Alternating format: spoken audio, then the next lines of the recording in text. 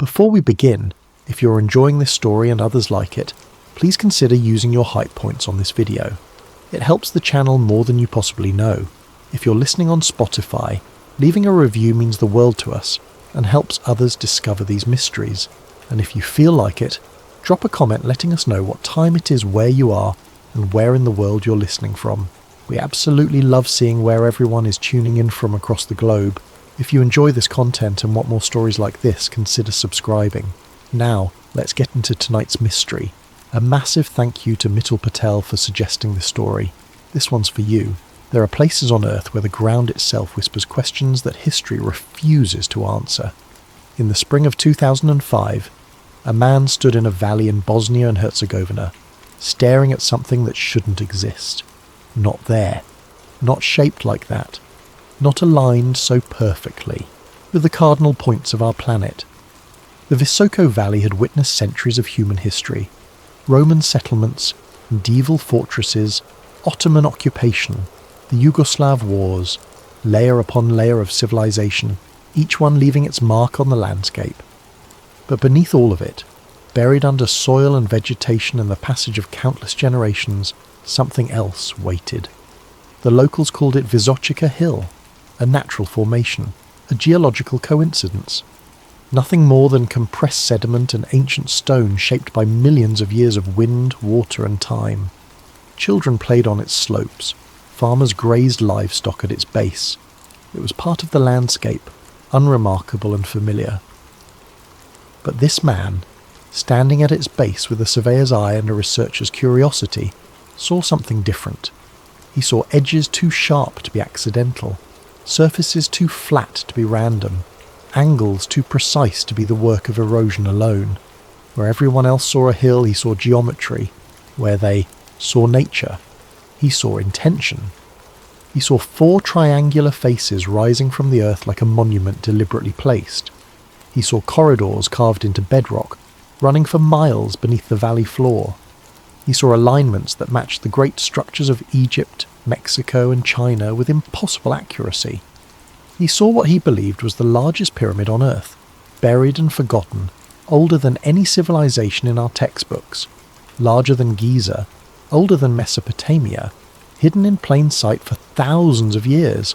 And when he announced his discovery to the world, he didn't just challenge geology, he challenged everything we think we know about who built what, when they built it, and what came before the history we've been taught.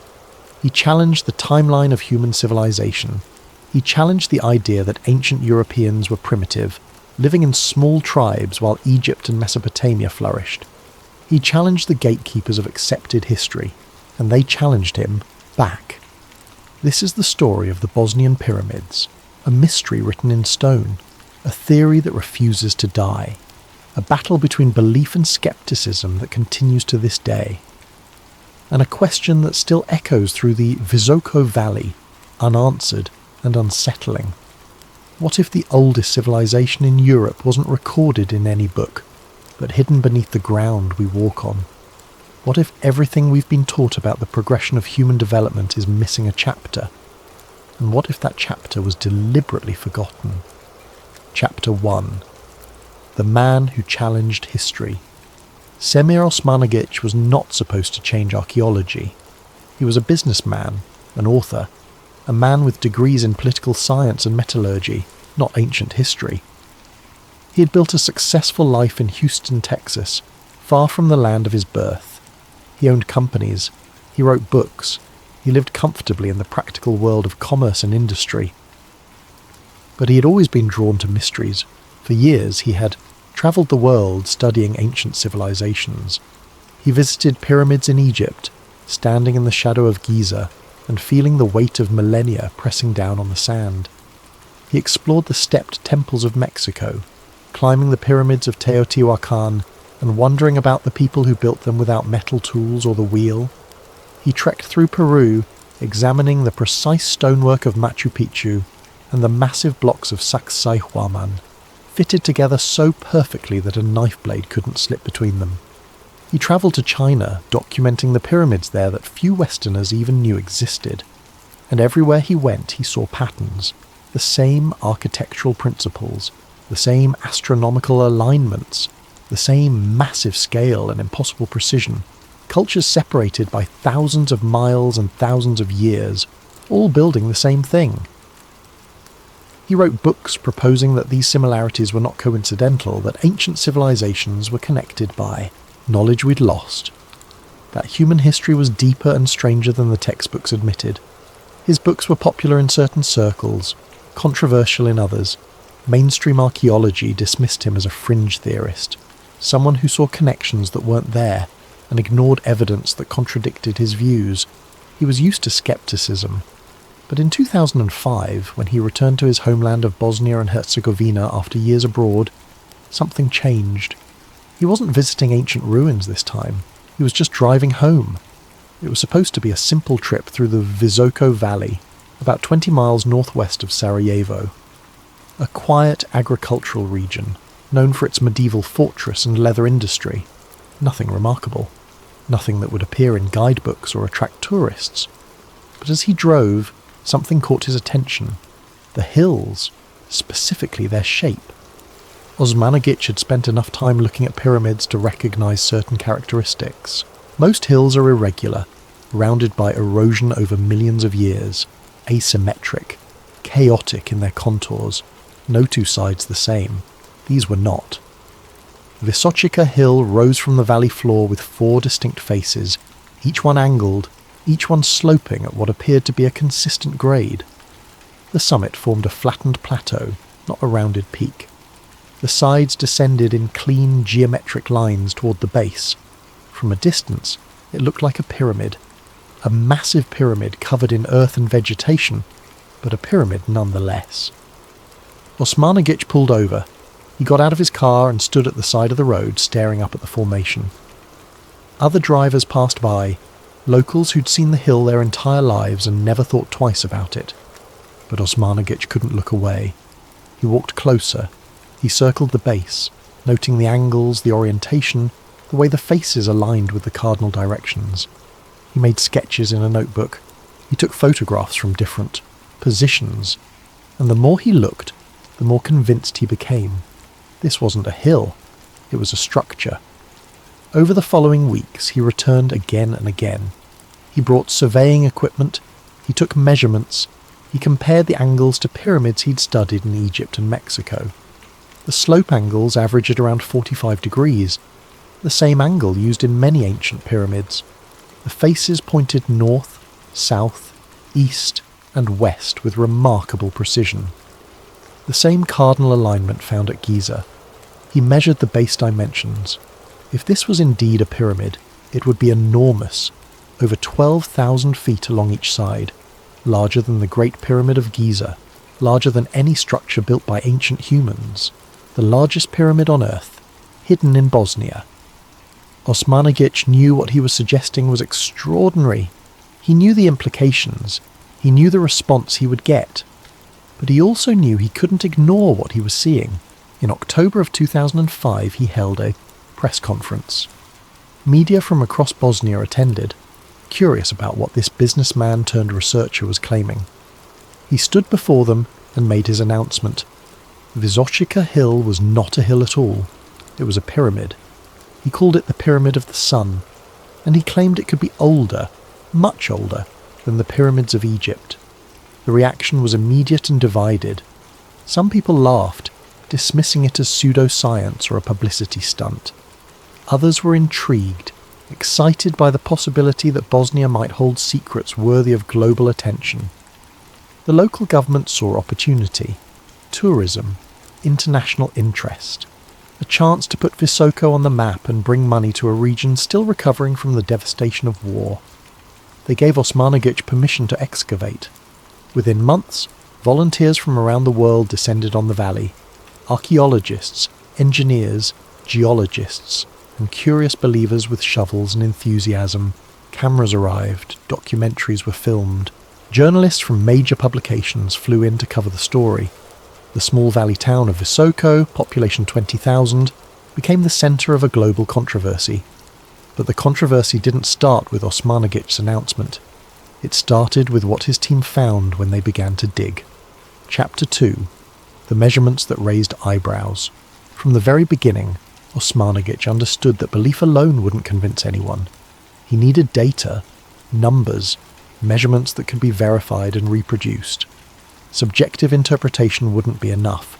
He needed objective evidence that could stand up to scientific scrutiny, so his team brought in professionals, surveyors with decades of experience in topographical mapping, civil engineers who understood structural analysis, geologists who could differentiate between natural formations and artificial construction. They used laser theodolites to measure angles with precision down to fractions of a degree. They employed satellite imaging to map the overall structure from above. They used ground-penetrating radar to scan beneath the surface without disturbing the soil. What they found was difficult to dismiss. The slope angles of the hill's four faces measured consistently around 45 degrees. Not exactly uniform across every inch of surface, but far more regular than what natural erosion typically produces. In nature, hills erode unevenly. Water carves gullies, wind shapes ridges.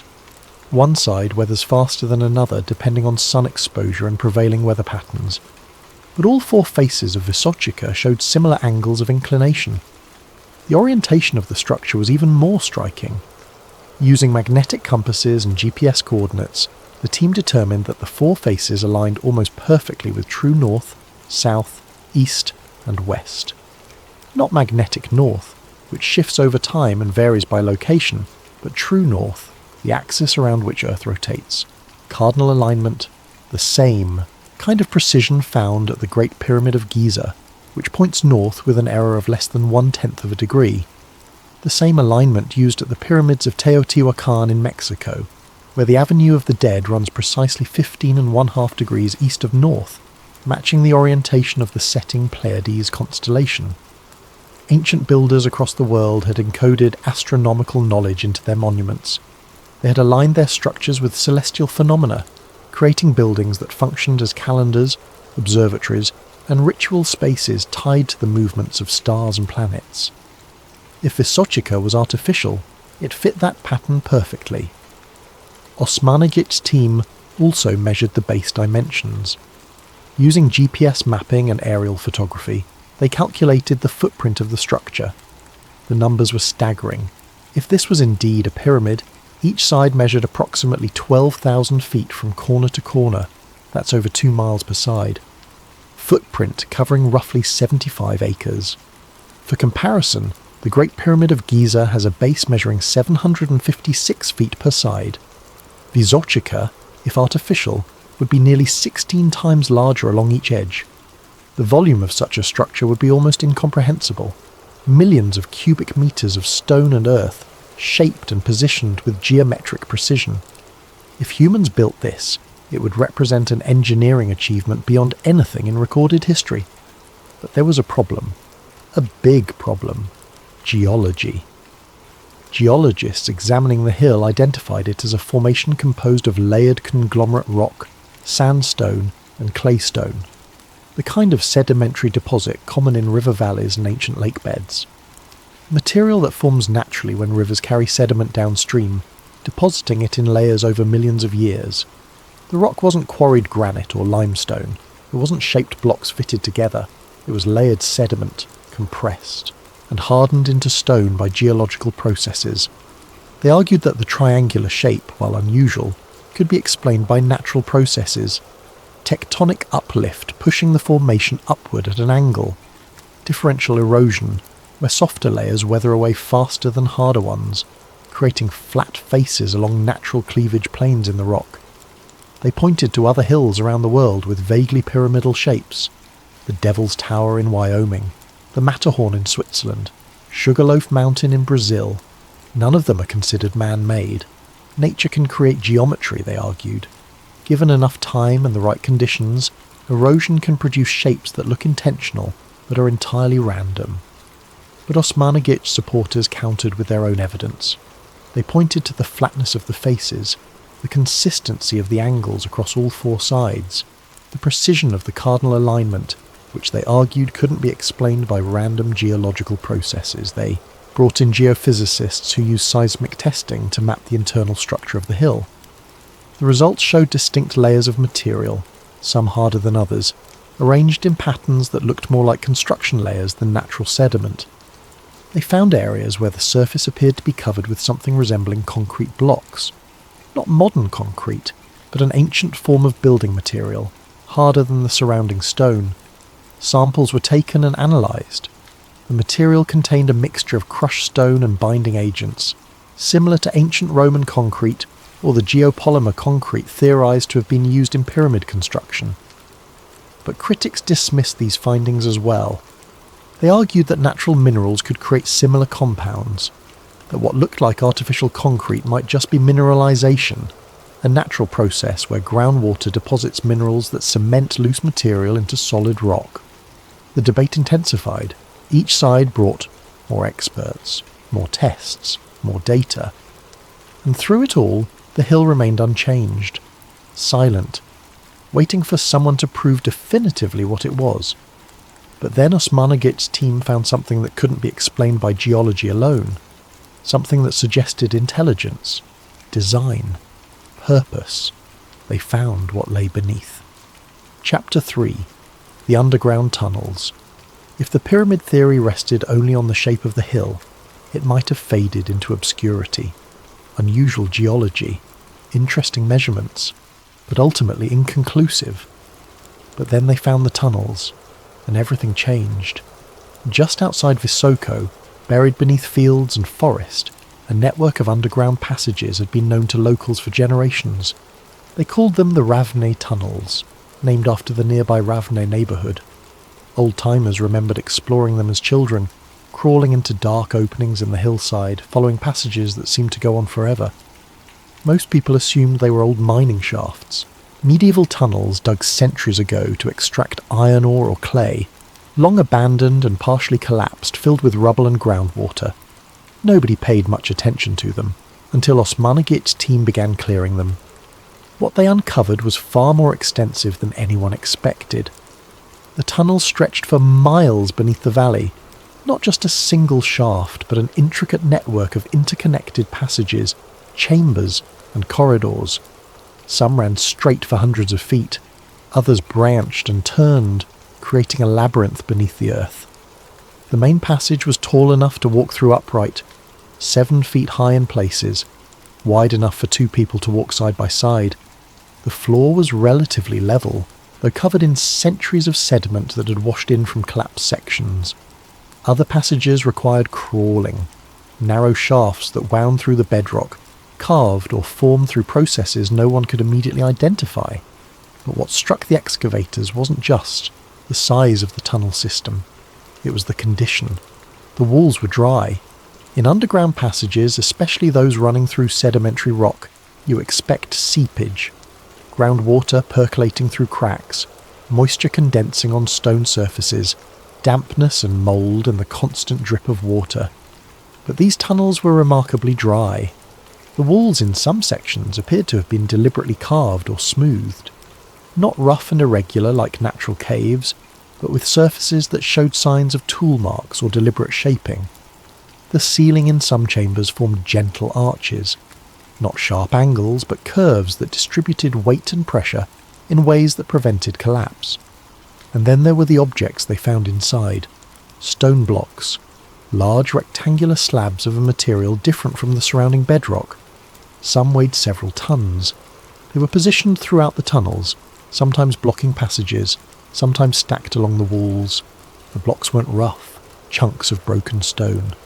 They had defined edges, flat surfaces, uniform dimensions. Osmanagic's team examined them closely. The material appeared to be a type of conglomerate, harder and denser than the surrounding rock. But the way it was shaped, the uniformity of the blocks, suggested they had been cut or moulded rather than naturally formed. They found ceramic artefacts as well, fragments of pottery scattered through the sediment. But the styles didn't match known medieval pottery from the region. The forms were different. The clay composition was unusual. Some pieces were sent to laboratories for thermoluminescence dating, a technique that measures when ceramic materials were last fired. The results came back suggesting dates far older than the medieval period.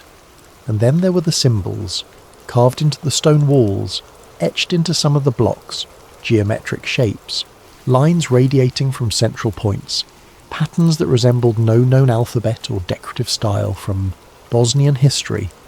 Were they writing, mathematical notations, astronomical charts, religious symbols? Nobody knew. They didn't match Cyrillic or Latin scripts. They didn't resemble runes or Ogham or any European writing system. They looked ancient, purposeful. But their meaning was lost. Osmanagic proposed that the tunnels were not mines. They were access corridors, built by whoever constructed the pyramid above, perhaps to transport materials during construction, perhaps to serve a ceremonial function, connecting sacred spaces beneath the earth, perhaps to house treasuries or burial chambers that had long since been emptied or destroyed. He suggested that the tunnels might connect multiple pyramid structures across the valley, that what they were finding was just one part of a larger complex, an underground city or temple system, linking monument to monument. Critics argued otherwise. They suggested the tunnels were exactly what they appeared to be at first glance, medieval, mining tunnels dug centuries ago to extract ore or clay. The stone blocks could be natural formations that broke along cleavage planes, creating rectangular shapes without human intervention. The symbols could be scratches left by tools or markings made by miners indicating direction or ownership. The dry condition of the tunnels, they said, was due to the type of rock. The arched ceilings were natural formations where softer material had eroded away, leaving harder stone intact in curved shapes. Everything could be explained without invoking ancient pyramid builders. But the excavation team pressed forward. They cleared more passages. They mapped the network. They documented every symbol, every block, every artifact they found. And the question remained unanswered. If these were just old mines, why were they sealed? Why were they forgotten? And why did some sections appear to lead directly toward the base of the pyramid hill? The debate grew louder, more heated, more polarized. But one fact was undeniable. There was something beneath the valley, something old, something unexplained, and whatever it was, it had been there long before anyone currently alive. Chapter 4. The Energy Anomaly. Osmanagic was not content to argue geometry and geology. He wanted to explore a different possibility, one that would take the pyramid theory in a direction most mainstream archaeologists refused to consider. What if the pyramids weren't built as tombs or monuments to kings? What if they were machines? It's a theory that had circulated in alternative archaeology circles for decades. The idea that ancient civilizations understood energy in ways we've lost, that they built structures not just to honour gods or bury rulers, but to harness natural forces, to generate power, to communicate across vast distances. Nikola Tesla, the Serbian-American inventor, had proposed something similar in the early 20th century. He believed that pyramids, particularly the Great Pyramid of Giza, might have functioned as wireless power transmission stations, that their geometric properties and internal chambers could resonate at specific frequencies, channeling energy through the Earth itself. Tesla died before he could prove his theories. His notes on wireless energy transmission were seized by government agencies and classified. The technology, if it existed, was never fully developed or publicly revealed. But Osmanagic wondered, what if Tesla was right? What if the ancients had figured out something we're only beginning to rediscover? His team brought in researchers with electromagnetic detection equipment, engineers who specialised in frequency analysis, physicists willing to take measurements that most of their colleagues would consider pseudoscientific nonsense. They scanned the summit of the Pyramid of the Sun, looking for anything unusual, and they found something. According to their instruments, there was a concentrated electromagnetic frequency being emitted from the top of the hill, not a broad, diffuse signal like you'd get from natural background radiation, but a focused beam of energy pointing upward into the sky. The frequency measured at 28 kilohertz, a specific repeating signal, consistent, measurable, reproducible. The team took readings at different times of day, in different weather conditions, during different seasons. The signal remained. They moved their equipment to different locations around the summit. The strongest readings came from the highest point of the hill, The signal weakened as they descended the slopes. Osmanagic and his supporters theorized that the pyramid was designed to generate or channel this energy, that its geometric shape, its internal structure and its material composition were all engineered to create a resonant cavity, a chamber that could amplify natural electromagnetic frequencies and project them outward, perhaps as a form of wireless power transmission, beaming energy to other locations without wires or transmission lines, perhaps as a communication device, sending signals to other pyramids in a global network, perhaps as a healing technology, using specific frequencies to affect biological processes in ways we're only beginning to understand. They compared their findings to research on pyramid power, a controversial field that studies the supposed energetic properties of pyramidal structures. Some studies have claimed that objects placed inside pyramids experience unusual effects. Food stays fresh longer, metals resist corrosion, plants grow faster, water changes its molecular structure. Mainstream science dismisses most of this research as pseudoscience, poorly controlled experiments, and wishful thinking.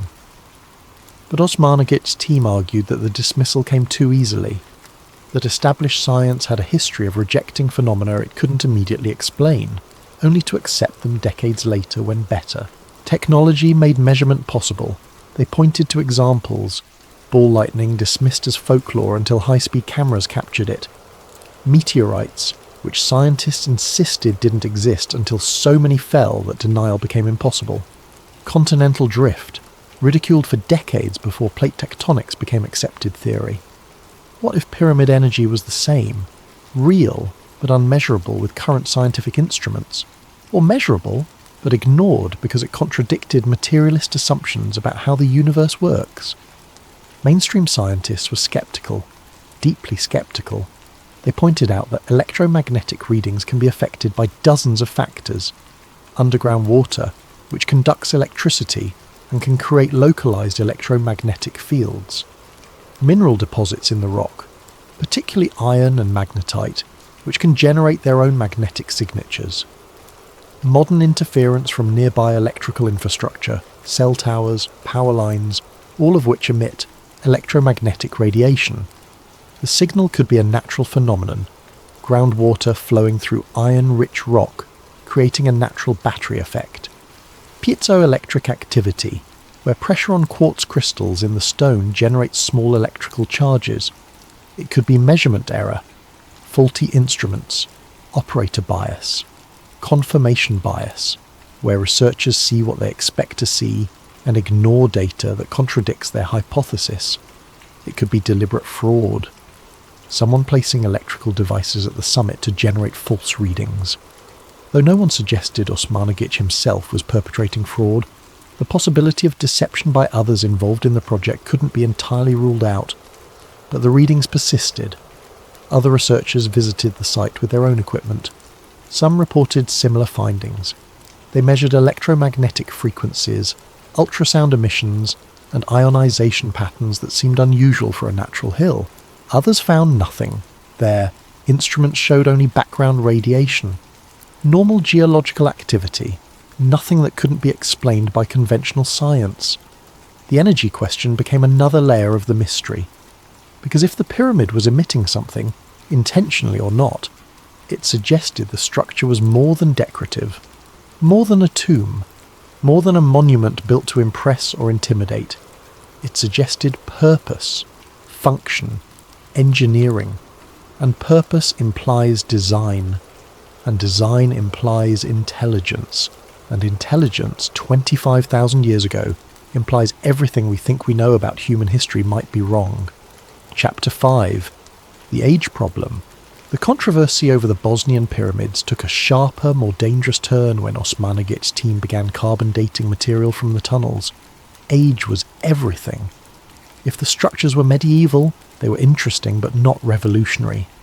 Bosnia has a rich history of medieval fortifications, mines and settlements. Adding another site to that list would be noteworthy but wouldn't change our understanding of human civilization. If the structures were Roman or older, that would be significant. It would suggest that advanced engineering and monumental construction reached the Balkans earlier than currently believed.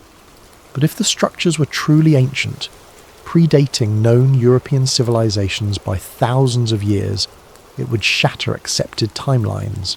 It would prove that advanced cultures existed in Europe during periods when archaeologists insist only primitive hunter-gatherers roamed the continent. So the dating mattered enormously. Osmanagic's team collected organic material from multiple locations. Fragments of wood found embedded in stone blocks in the tunnels, charcoal deposits from sealed chambers, soil samples from layers beneath the pyramid's surface that hadn't been disturbed since they were deposited. They sent samples to multiple laboratories, reputable facilities with established reputations for accurate radiocarbon dating. They wanted results that couldn't be easily dismissed as amateur errors or contaminated samples. The results came back, and they were stunning. Some samples dated to around 5,000 years ago, roughly contemporaneous with early dynastic Egypt and the first cities of Mesopotamia. Significant, but not revolutionary. Other samples went further back, 10,000 years, 12,000 years. Deep into the period archaeologists call the Neolithic, when humans were supposedly just beginning to transition from hunter-gatherer lifestyles to settled agriculture. And some samples pushed even older, 15,000 years, 20,000 years, 25,000 years. If accurate, this would place human activity at the site during the last glacial maximum, when ice sheets covered much of Europe and sea levels were hundreds of feet lower than today. During a period when, according to conventional archaeology, no civilization existed anywhere on Earth. When humans lived in small nomadic bands, hunting megafauna and gathering wild plants, with no permanent settlements, no agriculture, no monumental architecture, no pyramids. Osmanagic embraced the results with the fervour of a man vindicated. He argued that the pyramids were evidence of a lost civilization, one that existed before the great cataclysms that ended the Ice Age. A culture erased by rising sea levels, climate shifts, and geological upheaval when the glaciers melted and the world transformed. He suggested that survivors of this civilization might have spread across the world, carrying knowledge of pyramid construction to Egypt, Mesoamerica and Asia. That the global presence of pyramids wasn't convergent evolution or independent invention, but inherited memory. Ancient refugees teaching their descendants how to build in stone, how to align structures with the stars, how to encode knowledge in geometry. The lost civilization hypothesis had been proposed before by writers like Graham Hancock and Robert Bauval. The idea that an advanced Ice Age culture existed and was destroyed by catastrophe around 12,000 years ago, leaving only myths, legends, and scattered stone monuments as evidence of its existence. Mainstream archaeology had dismissed these ideas as speculative fantasy, interesting stories, but unsupported by hard evidence. Now Osmanagic was offering dates that seemed to support exactly that scenario. But critics attacked the dating methods with equal fervour. They argued that organic material found near a structure doesn't prove the structure's age. Carbon dating tells you when a piece of wood or charcoal died, not when it was incorporated into construction. Wood fragments could have washed into the tunnels from surface erosion thousands of years after the tunnels were carved. Charcoal could be from fires set by medieval miners, or even earlier inhabitants using the tunnels as shelter. Soil samples could contain ancient, organic material that had nothing to do with pyramid construction. Contamination was always a risk. Groundwater percolating through rock could carry dissolved organic compounds from one layer to another, mixing materials of different ages and producing misleading dates. They pointed out that no artifacts had been found that definitively matched the proposed timeline. No tools specifically designed for quarrying or shaping massive stone blocks. No inscriptions, no burials, no human remains from 25,000 years ago directly associated with construction activity. Without those corroborating finds, the carbon dates were suggestive but not conclusive. Some critics went further, suggesting that Osmanagic was deliberately cherry-picking dates that supported his theory while ignoring samples that contradicted it. That medieval dates were being dismissed while anomalously old dates were being highlighted. Osmanagic denied this. He insisted all dates were being reported, that The range of ages suggested a complex history of use and reuse over many millennia, that both medieval miners and much earlier builders had left their marks on the site. Independent researchers visited and conducted their own dating studies. Some confirmed similar age ranges, others found only more recent dates consistent with medieval activity. The debate became increasingly technical. Arguments over calibration curves, contamination protocols, statistical confidence intervals, the kind of specialised discussion that left most people confused and frustrated. But beneath the technical arguments, a simpler question remained. If the Bosnian pyramids are really 25,000 years old, where is everything else? Where are the settlements, the pottery, the tools, the bones of the people who would have built such structures? Proponents argued that sea level rise and climate change could have destroyed most evidence, that the builders might have lived in coastal regions now, underwater, that wood, rope, and organic tools wouldn't survive 25 millennia. Critics argued that absence of evidence is not evidence of absence, but it's also not evidence of presence. That extraordinary claims require extraordinary proof, and the dating results, however intriguing, weren't enough on their own. The age question remained unsettled, but one fact was undeniable. The dates existed, recorded in laboratory reports, published in journals and conference proceedings. 25,000 years, numbers that refused to disappear no matter how loudly anyone objected. Chapter 6. Academic Backlash. By 2006, the Bosnian Pyramid project had attracted international attention. It had also attracted fury. The European Association of Archaeologists issued a formal statement condemning the excavations. They called the pyramid claims pseudoscience.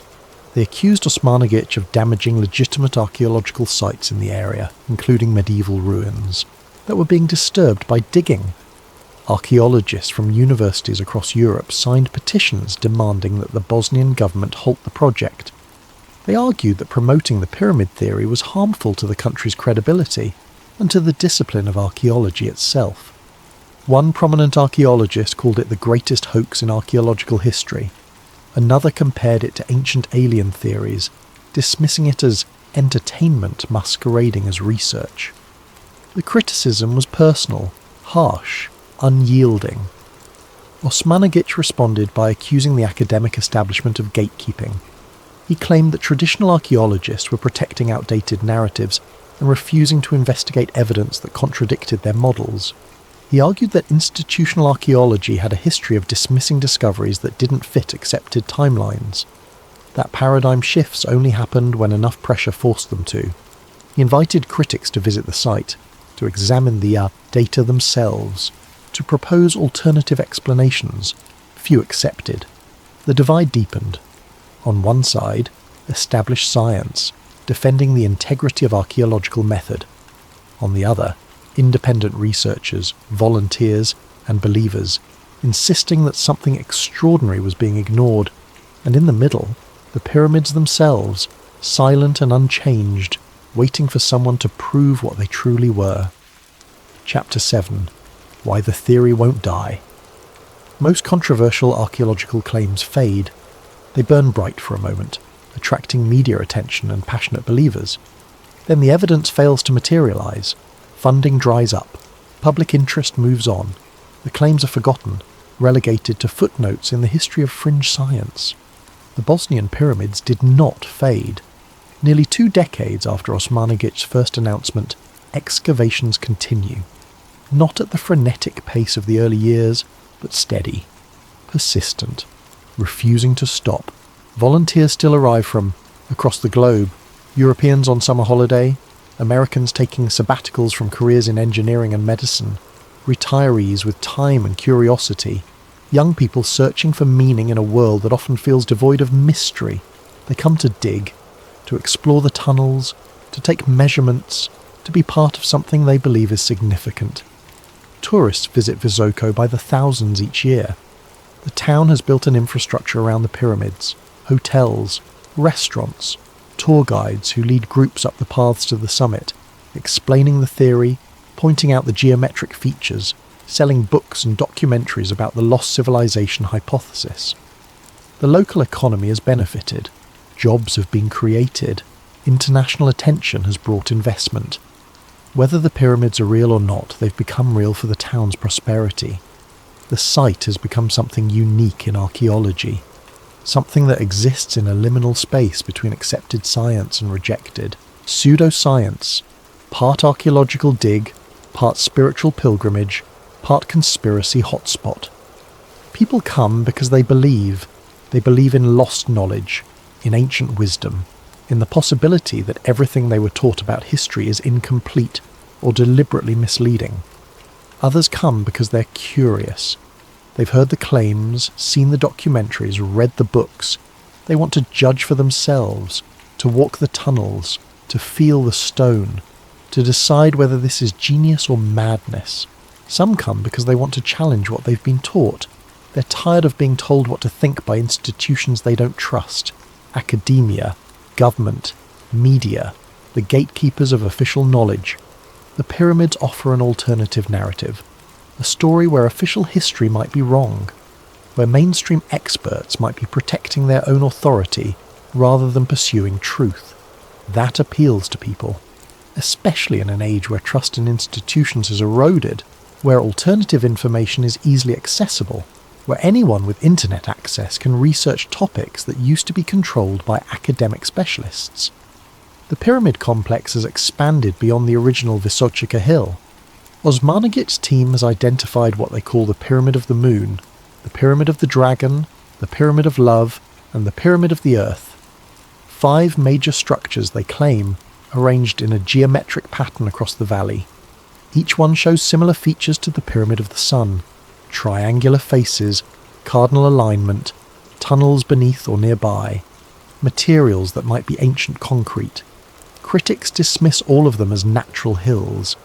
The same geological processes that could explain Vysotsika, they argue, apply equally to the other formations. But the believers keep finding patterns, alignments between pyramid peaks that match astronomical phenomena, measurements that encode mathematical constants, geometric relationships that seem too precise to be accidental. Independent researchers conduct their own studies. Some support the pyramid hypothesis, publishing papers in alternative archaeology journals. Others remain neutral, acknowledging unusual features while refusing to commit to any conclusion. A few actively work to debunk the claims, visiting the site to gather evidence of natural formation. But the work continues regardless. Cameras document every new excavation. YouTube channels dedicated to ancient mysteries feature regular updates from Visoko. Podcasts interview Osmanagich and his team. Social media groups share theories, photographs, and speculative connections to other ancient sites. The digital age has amplified the pyramid story in ways that wouldn't have been possible in earlier decades. Information spreads instantly.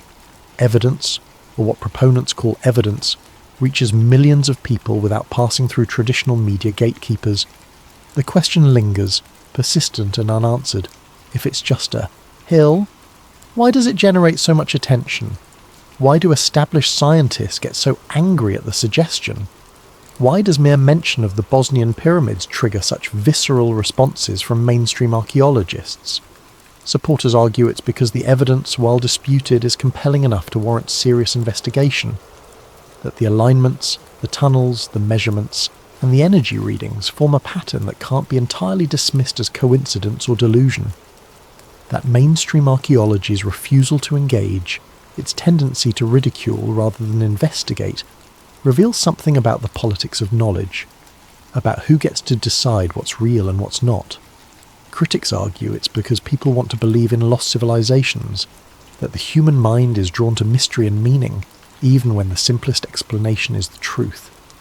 That conspiracy thinking offers psychological comfort, a sense of hidden knowledge, a feeling of being special by knowing what others don't. That entertaining obviously false claims wastes resources and damages the credibility of real archaeological work. Both might be right. Both might be missing something. But neither side has definitively proven the other wrong, and so the pyramids remain, neither fully accepted nor fully debunked, existing in the space between proof and faith, waiting. Chapter 8. The Lost Civilization Hypothesis. The Bosnian pyramids are not alone.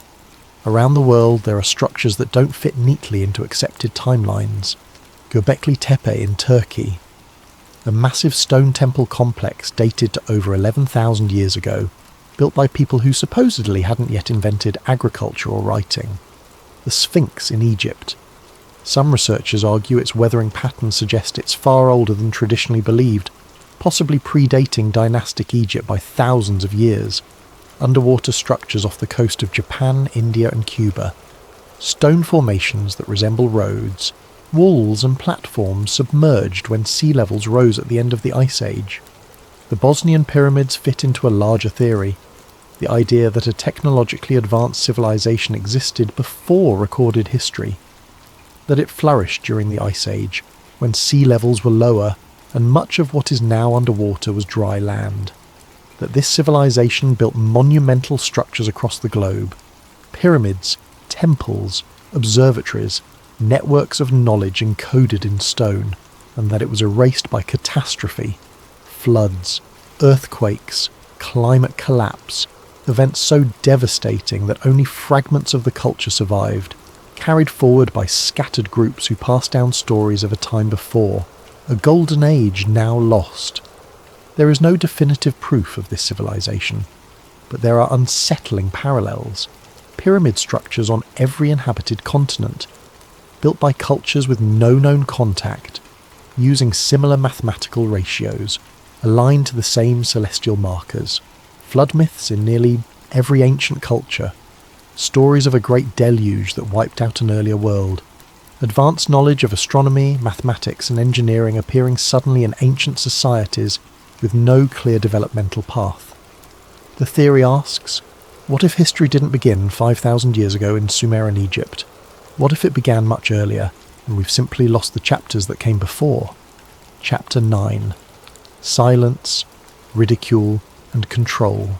One of the recurring themes in the Bosnian pyramid story is the nature of the opposition. It's not just disagreement, it's active suppression. Media coverage of the pyramids often takes a mocking tone. Headlines frame the story as a joke. Documentaries focus on the controversy rather than the evidence. Funding for the project comes almost entirely from private donations and tourism. No major academic institution has offered support. Grants are denied. Applications for official recognition are ignored. Osmanagit's requests for collaborative research with established universities have been repeatedly refused. Critics say this is because the theory lacks merit, that no serious institution would waste resources on something so clearly disproven. But supporters see something else. They see a pattern of gatekeeping, a refusal to engage with evidence that challenges accepted narratives, a tendency to ridicule rather than investigate. They ask, if the pyramids are natural, why not study them and prove it conclusively? Why not send a team of geologists to map the site, run comprehensive tests, and publish definitive findings? Why not carbon date the organic material independently and settle the age question once and for all? Instead, the response has been dismissal, public condemnation, warnings to stay away. The conspiracy interpretation suggests that establishment institutions protect their authority by controlling the narrative, that acknowledging the pyramids as real would force a rewrite of history, undermining decades of academic work and threatening the credibility of entire fields. That curiosity is discouraged because curiosity leads to questions, and questions lead to doubt. Whether this interpretation is accurate or not, the result is the same. The pyramids remain in limbo, not proven, not disproven, officially ignored, and the people who believe in them continue to dig. Epilogue. The hills still stand. 2 decades have passed since Samir Osmanagic first looked at Vysochika Hill and saw a pyramid. The hill is still there. The tunnels are still being cleared. The measurements are still recorded. The energy readings persist. And the debate continues. No government body has officially recognised the pyramids as man-made. No major archaeological institution has endorsed the theory. The site remains outside the boundaries of accepted history. But it also hasn't been definitively disproven. Geologists can explain the shape as natural, but they can't explain every detail. The alignments, the tunnels, the stone blocks, the carbon dates. Osmanagic and his team continue their work, slower now, with less media attention but no less conviction. They believe they are uncovering proof of a forgotten chapter of human history, a civilization that built in stone, understood energy, and left traces across the world before vanishing into myth. Their critics believe they are chasing illusions, seeing patterns in randomness, bending evidence to fit a desired conclusion. Both sides claim to stand for truth, but the truth, as it often does, remains elusive. Because here is what we know for certain. There is a hill in Bosnia shaped like a pyramid. There are tunnels beneath it that no one can fully explain. There are measurements that align with ancient structures across the world. There are dates that suggest the site is older than it should be. And there are people who refuse to stop asking questions. If the hills are natural, time and science will eventually prove it beyond doubt. If they are not, history will have to change. Until then, the Valley of Stone Giants remains what it has always been. A mystery written in stone, a question without an answer, and a reminder that the ground beneath our feet may hold secrets we've only begun to understand. The pyramids are still there, waiting, silent, unchanged, and the people who seek the truth continue to dig.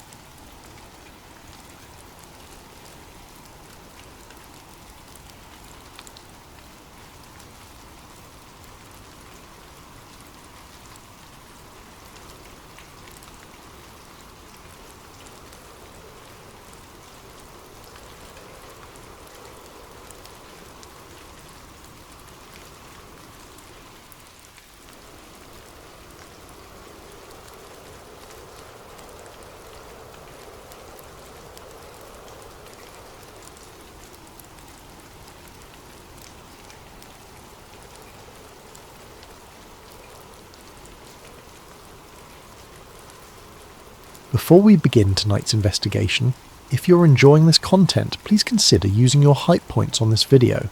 It truly helps the channel grow more than you could possibly know, and we're incredibly grateful for your support. Also, if you'd like, drop a comment letting us know what time it is where you are and where in the world you're listening from. We absolutely love seeing where everyone is tuning in from across the globe. Now let's dive into tonight's story. A massive thank you to Know Thyself for suggesting tonight's investigation. This one goes deep. Project Bluebeam. The activation file.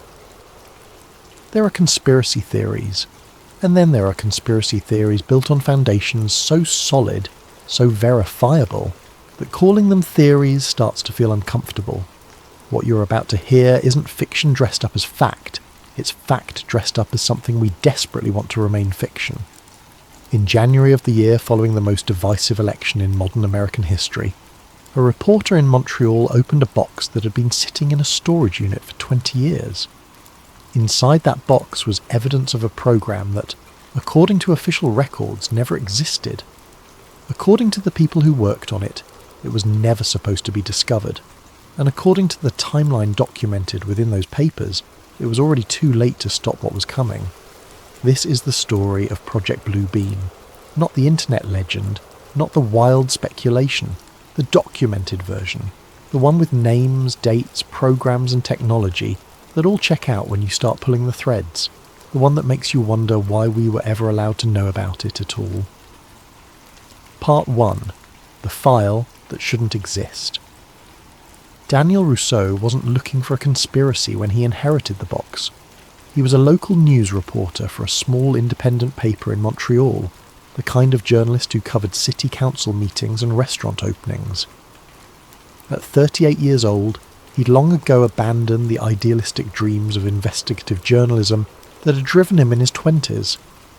He paid his bills, wrote his assigned stories, and went home to his apartment overlooking Rue Saint-Denis. His Aunt Claire had passed away in late December, just after Christmas. She'd been his favourite relative growing up, a librarian with an endless curiosity about the world and a habit of collecting things. Books, mostly, but also letters, documents, photographs. Her apartment had been a museum of other people's lives, carefully catalogued and preserved. The estate lawyer had called Daniel on a cold January morning. Most of Claire's possessions were being donated or divided among other family members, but there was one item she'd specifically left to him in her will, a locked metal container that she'd been storing for a colleague who died 2 decades earlier. The will stipulated that the box was to be opened only by Daniel, and only after her death. Daniel picked up the box on a Tuesday afternoon. It was heavier than he expected, roughly the size of a small filing cabinet, made of grey steel with a combination lock that had rusted at the edges. The lawyer handed him an envelope containing the combination written in his aunt's precise handwriting. He brought it home in the back of his car, struggling to carry it up 3 flights of stairs to his apartment. He set it on his kitchen table and stared at it for a long time before opening the envelope. The combination was simple, 4 numbers, each representing a year. He spun the dial carefully, feeling the mechanism click into place. When he lifted the lid, the smell of old paper and dust filled his small kitchen. Inside were documents, stacks of them. But these weren't the personal letters or family records he'd expected. These were official documents, NASA internal memos on official letterhead, photocopied budget reports with classification stamps, technical diagrams covered in handwritten notes, dates ranging from the beginning of the final decade of the Cold War through the middle of the 90s. And sitting on top of everything else, carefully wrapped in plastic, was a VHS tape in a faded case with a single label written in black marker. Bluebeam, Phase 3. Daniel's hands trembled slightly as he picked up the tape. The plastic case was yellowed with age, the label faded but still legible. Underneath the title, someone had written a date in smaller script. June of the year before the bicentennial of American independence, 27 years ago. He set the tape aside and began removing the documents, spreading them across his kitchen table in careful piles. Manila folders, some stamped with official-looking headers, loose pages covered in technical jargon, photographs of equipment he didn't recognize, and throughout everything, names he did recognize. One folder caught his attention immediately. The tab read, SDI Star Wars, Atmospheric Projection Division, SDI, Strategic Defense Initiative, Ronald Reagan's space-based missile defense program. That was real. That was documented history. Daniel had written a piece about the 40th anniversary of its announcement just a few years ago. But atmospheric projection, that wasn't in any of the public records he'd seen. That wasn't in any of the declassified documents about Star Wars. He opened the folder carefully. Inside were memos, technical specifications, and what appeared to be progress reports from various testing facilities. White Sands Missile Range, Kirtland Air Force Base, even a facility in Alaska he'd never heard of. Then he found the note. It was paper-clipped to a faded photocopy of what looked like a satellite trajectory chart. The paper was lined, torn from a notebook, covered in the same handwriting as the tape label. If this reaches you, Phase 1 has already begun.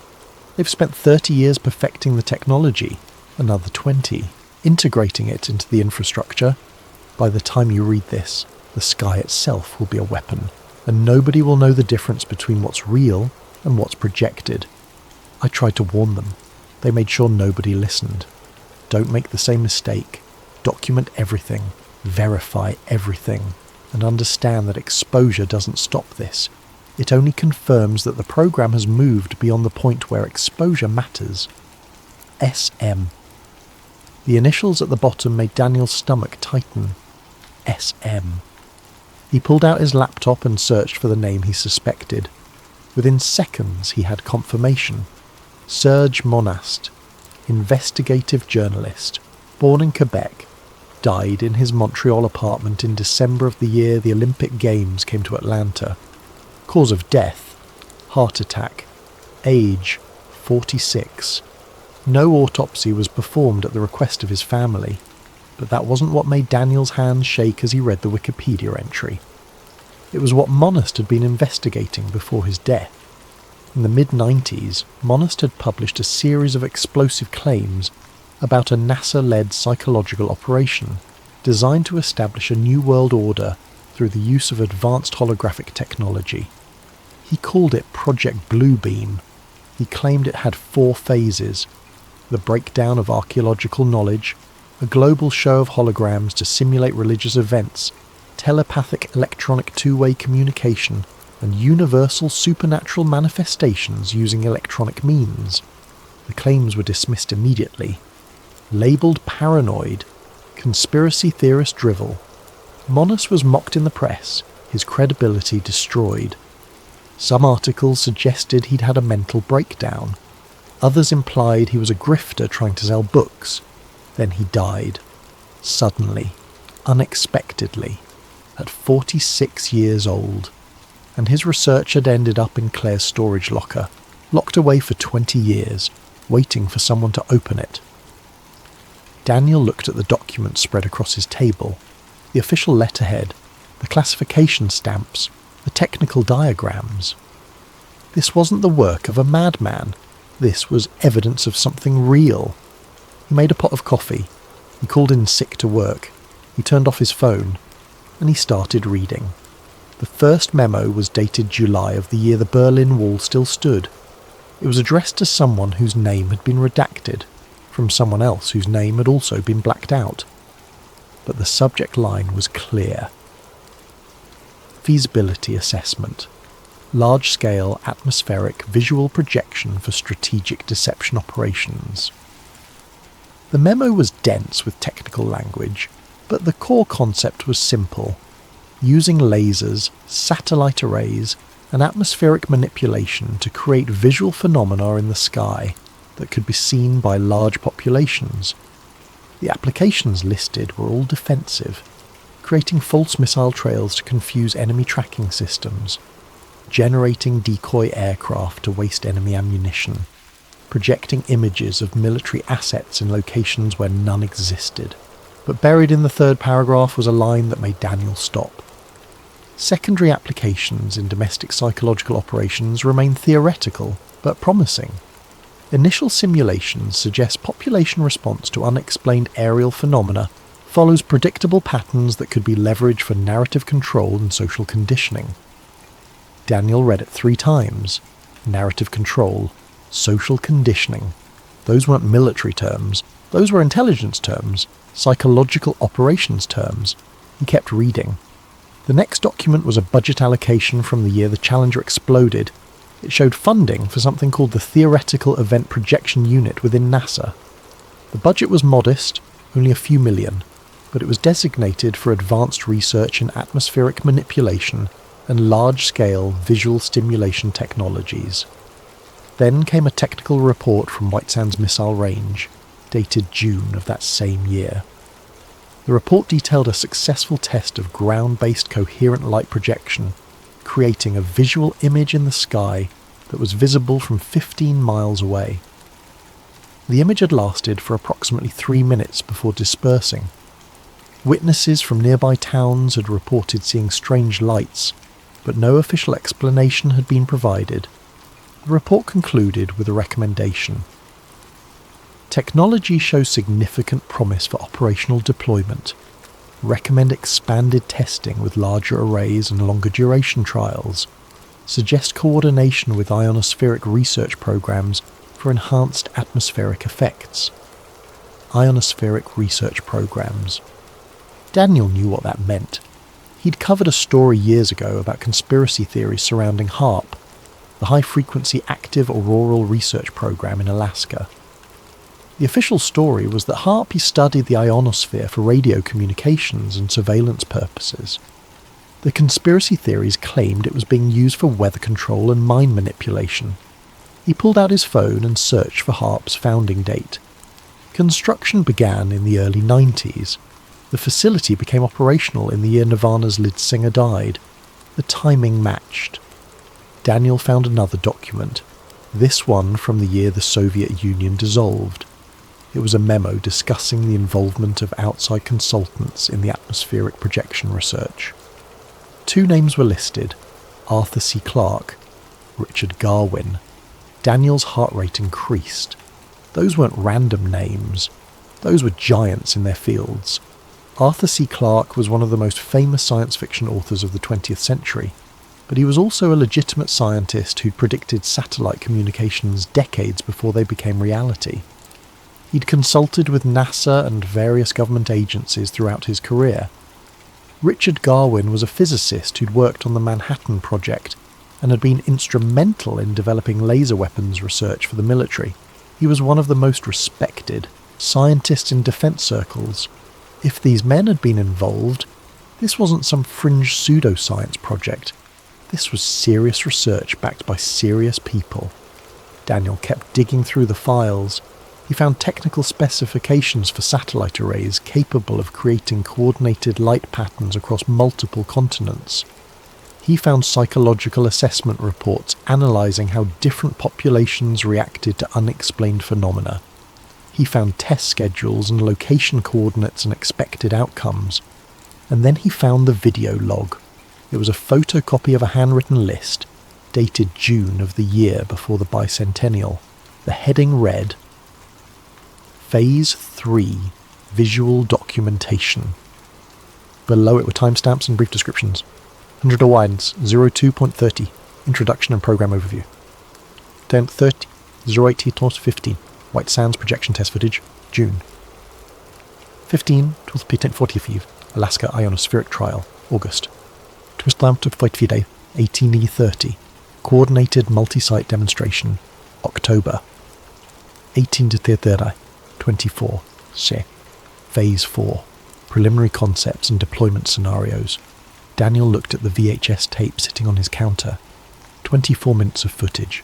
Evidence of tests that were never publicly acknowledged. Proof that the technology Monast had warned about wasn't theoretical. It was real. It had been real for 30 years. He needed a VHS player. Those were hard to find in the modern age, but Daniel knew a local electronics shop that specialised in vintage equipment. He grabbed the tape in his jacket and headed out into the winter cold. The streets of Montreal were quiet, snow falling in soft flakes that melted on the sidewalk. Daniel walked quickly, his mind racing. If everything in these documents was real, if the test had actually happened, then what else had Monast been right about? The electronics shop was run by an older man named Bernard, who specialised in converting old media to digital formats. Daniel had interviewed him once for a piece about obsolete technology. "I need this digitised," Daniel said, placing the tape on the counter. "How fast can you do it?" Bernard picked up the tape, examining it carefully. VHS in decent condition. Shouldn't take more than an hour. You want it on a thumb drive? Please. And Bernard, this is important. Can you make sure nobody else sees this? Nobody makes a copy. Bernard raised an eyebrow but nodded. "I'll do it myself. Go get coffee. Come back in an hour." Daniel spent the next 60 minutes in a nearby cafe, staring at his laptop screen without really seeing it. His hands shook slightly every time he reached for his coffee cup. He kept thinking about Monast, about a 46-year-old man dying suddenly, just weeks after publishing his findings. About research that disappeared into storage for 2 decades. When he returned to the shop, Bernard handed him a thumb drive without comment. "Interesting footage," was all he said. Daniel thanked him and left quickly. He went straight home, locked his door, closed his blinds and plugged the drive into his laptop. The video began with static, then cleared to show a simple title card. Project Blue Beam, Phase 3 Documentation, Restricted Access. Then the static again, and then footage. The first segment showed what appeared to be a desert testing facility at night. White Sands, according to the timestamp. The camera was positioned on some kind of elevated platform pointing at the sky. For a few seconds, nothing happened. Then, slowly, a point of light appeared in the darkness.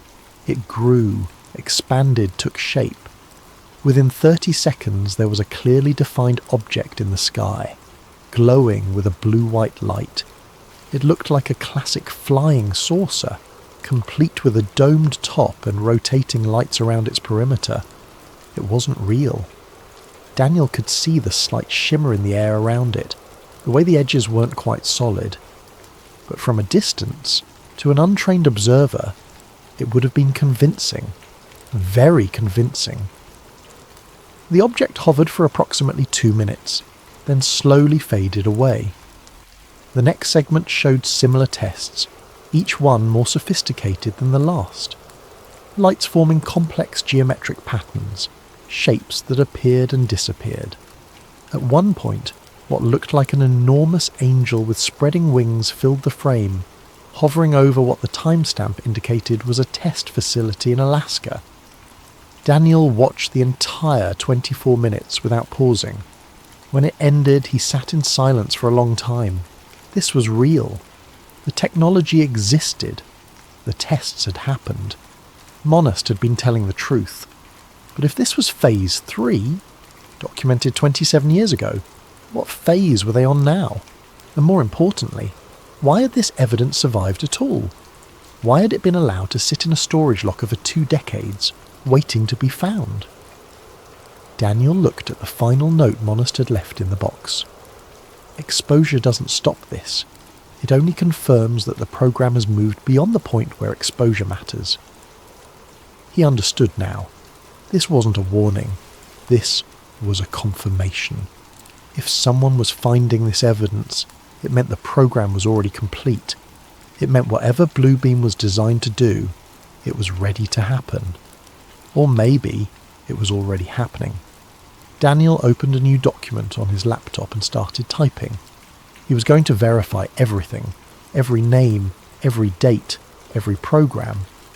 If this was real, the evidence would be in the public record, hidden in plain sight, waiting for someone to connect the dots. He typed until dawn, the winter sun rising over Montreal, casting long shadows across his kitchen table, covered in documents that shouldn't exist. Evidence of a conspiracy that had been dismissed as paranoid fantasy. Proof that sometimes the paranoid fantasies are just early warnings of truths too uncomfortable to acknowledge. Part 2. The foundation is real. The first thing Daniel did was verify everything he could. If this was a hoax, it would fall apart quickly. Conspiracy theories always do when you check the dates and names against historical records. The real world doesn't cooperate with elaborate fictions. Details don't match up. Timelines contradict each other. People who supposedly work together turn out to have never met. But these documents didn't fall apart. The more Daniel checked, the more solid they became. The timeline in Monast's files began in the summer of the year Psycho premiered in theatres, when NASA was officially founded as a civilian space agency. Daniel pulled up the National Aeronautics and Space Act, signed into law that July, creating NASA from the remnants of earlier military and civilian programs. On the surface, the whole operation was about beating the Soviets to the moon, about winning the space race, about demonstrating American technological superiority. But the memos in Daniel's possession suggested that from the very beginning, a subset of NASA engineers were tasked with something else entirely, something that had nothing to do with rockets or satellites or space exploration in the traditional sense. One memo, dated October of the year the Outer Space Treaty was signed, referenced a meeting between NASA officials and military intelligence officers about the potential use of high-orbit satellites for what the document called visual disruption and mass perception alteration. The meeting took place only months after the treaty banning weapons in space went into effect. The irony wasn't lost on Daniel. They were discussing how to weaponize space while signing treaties promising not to. The language in the memo was careful, clinical, full of the kind of bureaucratic, passive voice that makes atrocities sound like paperwork, but the intent was clear. Preliminary assessments indicate that space-based optical systems, when coordinated with ground-based projection arrays, could generate atmospheric phenomena visible to large population centres. Applications include strategic deception, enemy resource diversion, and domestic population response modelling. Domestic population response modelling. Daniel had been a journalist long enough to know what that meant. It meant figuring out how to manipulate civilian populations. It meant psychological operations aimed at American citizens. He cross-referenced the memo's date with public NASA activities from that period. October of the year the treaty was signed, NASA was publicly focused on the Apollo program. The first manned mission to orbit the moon was still a year away. The agency was consumed with beating the Soviets, with proving that America could dominate space. But apparently some engineers were thinking about something else, about how the sky itself could become a tool. Daniel kept reading through the chronology. The next major document was dated the year Ronald Reagan was shot. That was when the president announced the Strategic Defense Initiative, a program to develop space-based defense systems capable of intercepting ballistic missiles. The public knew it as Star Wars, and most of the debate focused on whether laser weapons could actually shoot down Soviet nukes, whether the technology was feasible, whether it violated the various arms control treaties. But buried in the SDI documentation Daniel found in Monist files was a research branch that had received almost no public attention: advanced atmospheric manipulation and projection systems. The budget documents Daniel found showed funding for something called the Atmospheric Projection Division within SDI. The initial allocation was modest, barely $3 million in the first year, but it grew steadily.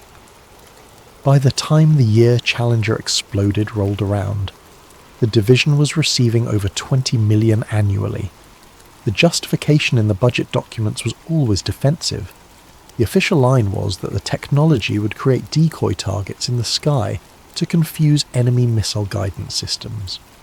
If Soviet missiles couldn't tell the difference between a real American city and a projected image of one, they might waste their warheads on empty desert.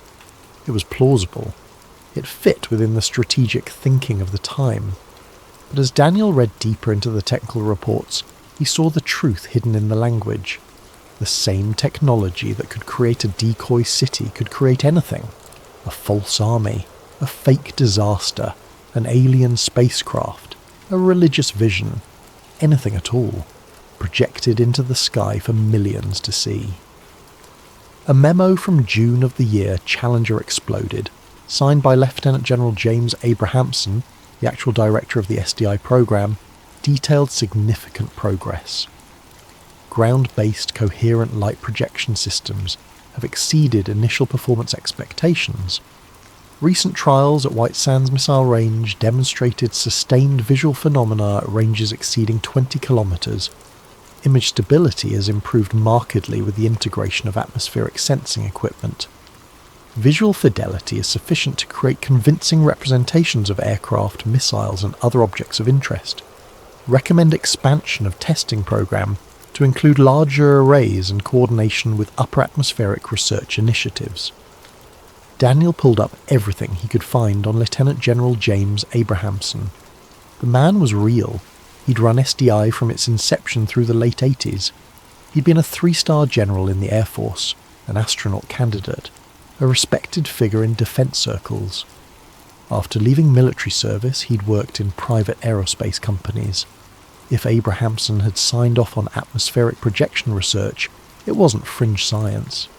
It was serious military development. White Sands Missile Range. Daniel knew the location. It was a massive military testing facility in New Mexico, spanning thousands of square miles of desert. It had been used for weapons testing since before NASA existed. The first atomic bomb had been detonated there. Missiles were tested there constantly. It was one of the most secretive military facilities in the country. Daniel searched for any public mention of atmospheric projection tests at White Sands in June of the year Challenger exploded. He found nothing. No news reports, no official acknowledgement, not even a mention in the base's publicly available testing schedules. But that wasn't unusual. White Sands conducted classified trials all the time. The absence of public records didn't mean the tests hadn't happened, it just meant they were secret. He kept reading through Monast's files following the chronology. By the time the Berlin Wall fell, SDI was being scaled back publicly. The Soviet threat was collapsing. The justification for Star Wars was disappearing along with the Soviet Union itself. Congress started cutting funding. Public interest waned. The program that had defined Reagan's defense policy was quietly being dismantled. But the atmospheric projection research didn't stop. If anything, the memo suggested it intensified. A document from early in the year the Soviet Union dissolved mentioned successful tests of large-scale aerial holographic projection and included a reference to outside consultants. The document specifically named Arthur C. Clarke and recommended his continued involvement in the theoretical development of the technology. Daniel researched Clarke extensively. The man wasn't just a science fiction author. He was a visionary who'd predicted satellite communications in a technical paper written in the year World War II ended, decades before the first satellites were launched. He'd worked with NASA as a consultant. He'd been respected by military planners and scientists across the world. And according to these documents, he'd been helping develop technology to create mass hallucinations in the sky. Another name appeared frequently in the later memos, Richard Garwin. Daniel found extensive documentation on him as well. Garwin was a physicist who'd worked on the hydrogen bomb. He'd been instrumental in developing laser technology for military applications. He'd consulted on missile defense, nuclear weapons policy, and classified programs most people had never heard of. The memo discussing Garwin's involvement was specific. Consultation with physicist Richard Garwin regarding feasibility of large-scale atmospheric refraction and ionospheric heating to create visual phenomena. Garwin's preliminary assessment suggests that focused electromagnetic radiation at specific frequencies could induce visible effects in the upper atmosphere. Recommends coordination with high-frequency active auroral research program in Alaska for practical trials. Ionospheric heating, upper atmosphere, Alaska, HAARP. Daniel knew about HAARP. Every conspiracy theorist knew about HAARP. The high-frequency active auroral research program had been a favourite target of speculation for decades. The official story was simple. It was a research facility designed to study the ionosphere for communications and surveillance purposes. The facility used high-powered radio transmitters to heat small portions of the ionosphere and measure the effects. But conspiracy theorists had claimed for years that HAARP was really about weather control, mind manipulation, earthquake generation, and a dozen other nefarious purposes. The theories had been dismissed as nonsense by mainstream media and scientists. But here in Monast's documents was proof that HAARP was in fact connected to Blue Beam, that the ionospheric research being conducted in Alaska was being coordinated with atmospheric projection technology. Daniel pulled up the official timeline for HAARP. Construction began in the early 90s. The facility became fully operational in the year the Unabomber was captured. The stated purpose never changed: ionospheric research for communications and surveillance. But according to these memos, there was another purpose: using the ionosphere itself as a projection screen. Daniel found a technical document that explained the concept. The ionosphere, the upper layer of Earth's atmosphere, could be manipulated by powerful radio transmissions. When heated in specific ways, it would glow, creating visible light. By coordinating multiple transmission sources, patterns could be created. Images, shapes, objects that would appear to be floating in the sky but were actually just excited particles in the upper atmosphere. It was brilliant and terrifying. Because if you could make the ionosphere glow in controlled patterns, you could create almost anything. With enough coordination and enough power, you could fill the sky with images visible across entire continents. Then Daniel found the memo that made his hands shake. It was dated March of the year Kurt Cobain died. The author's name had been redacted, but the subject line was clear: Civilian Response Trial, Phoenix Metropolitan Area. The memo was brief. Per previous authorization, large-scale atmospheric projection trial scheduled for March of next year. Location: Phoenix, Arizona. Population approximately 2 million. expected weather conditions, clear skies, minimal cloud cover, projection array, coordinated ground-based and satellite systems, target visual, large triangular formation moving at subsonic speeds, expected result, mass sighting event with multiple independent witnesses and media coverage. Objective, assess civilian response patterns, media amplification factors, and official explanation acceptance rates. Daniel stopped breathing for a moment. Phoenix, March of the year after this memo. He knew exactly what that meant. He opened a new browser window and searched. Phoenix lights. The results filled his screen. March of the year the Hale-Bopp comet was visible, specifically the 13th day of that month. Thousands of people across Arizona reported seeing a massive V-shaped object in the sky, silent and enormous, drifting slowly over the city. The object was described as being massive, possibly larger than any aircraft ever built. Witnesses included pilots, police officers, government officials. Hundreds of videos were taken. The governor of Arizona initially mocked the incident, then years later admitted he'd seen it too and couldn't explain it. It became one of the most famous mass UFO sightings in history. Books were written about it. Television shows investigated it. Researchers spent decades trying to understand what thousands of people had seen that night. The military's explanation was flares. They claimed it was illumination flares dropped during a training exercise at the Barry Goldwater Range southwest of Phoenix. But according to the memo in front of Daniel, it had been scheduled 3 years in advance. It had been a test, a trial run of mass projection technology, an experiment to see how a population would react to an unexplained phenomenon in the sky. And it had worked perfectly. People had seen what they'd been shown. They'd reacted predictably. The media had covered it extensively. And the official explanation, however implausible, had been accepted by most people. The memo even had a follow-up assessment, dated 2 months after the Phoenix event. Phoenix trial exceeded expectations. Media coverage sustained for over 72 hours. Official explanation accepted by approximately 60% of population, despite significant logical inconsistencies, remaining 40% divided between extraterrestrial hypothesis and general skepticism. No witnesses connected phenomenon to projection technology. Recommend expanded trials in international locations with varied cultural backgrounds. Daniel leaned back in his chair, staring at the ceiling of his apartment. This changed everything. The Phoenix lights weren't a UFO sighting. They weren't flares. They were a psychological operation, a test of technology that could make thousands of people see something that wasn't there. And if they could do that in the late 90s, what could they do now, 25 years later, with advances in computer technology, satellite systems, an understanding of human psychology? He kept digging through the documents, creating spreadsheets, building timelines, verifying every name and date he could. The pattern was undeniable.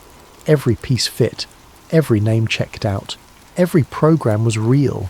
This wasn't a conspiracy theory. This was a conspiracy fact. And according to Monast's final note, the program had been ready to go operational before the journalist died. That was more than 20 years ago.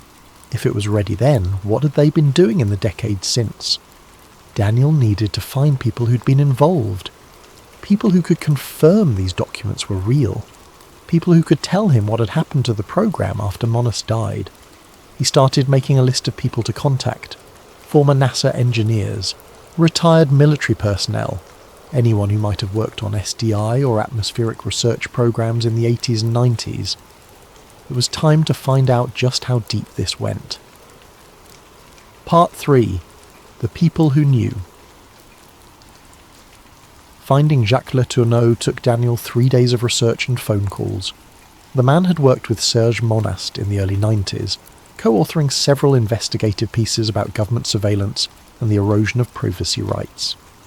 After Monast's death, Letourneau had largely disappeared from journalism. retiring to a small town outside Quebec City. Daniel finally tracked him down through an old journalism directory and a series of increasingly specific Google searches.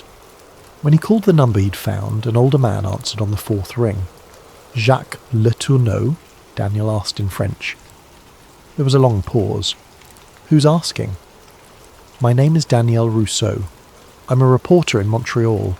I recently inherited some materials that belong to Serge Monast. I was hoping we could talk about them." The silence on the other end lasted so long Daniel thought the man had hung up. Then, I wondered when someone would finally open that box. They arranged to meet at a diner off the highway between Montreal and Quebec City. Neutral ground, public enough to be safe, quiet enough to talk. Daniel arrived early, ordering coffee and taking a booth near the back with a clear view of the entrance. The diner was the kind of place that probably hadn't changed its decor since the 80s. Worn vinyl seats, formica tables, menus printed on laminated paper. A handful of truckers sat at the counter drinking coffee and eating eggs. Le Tourneau arrived exactly on time. Daniel recognised him from an old photo he'd found online, though the man had aged considerably.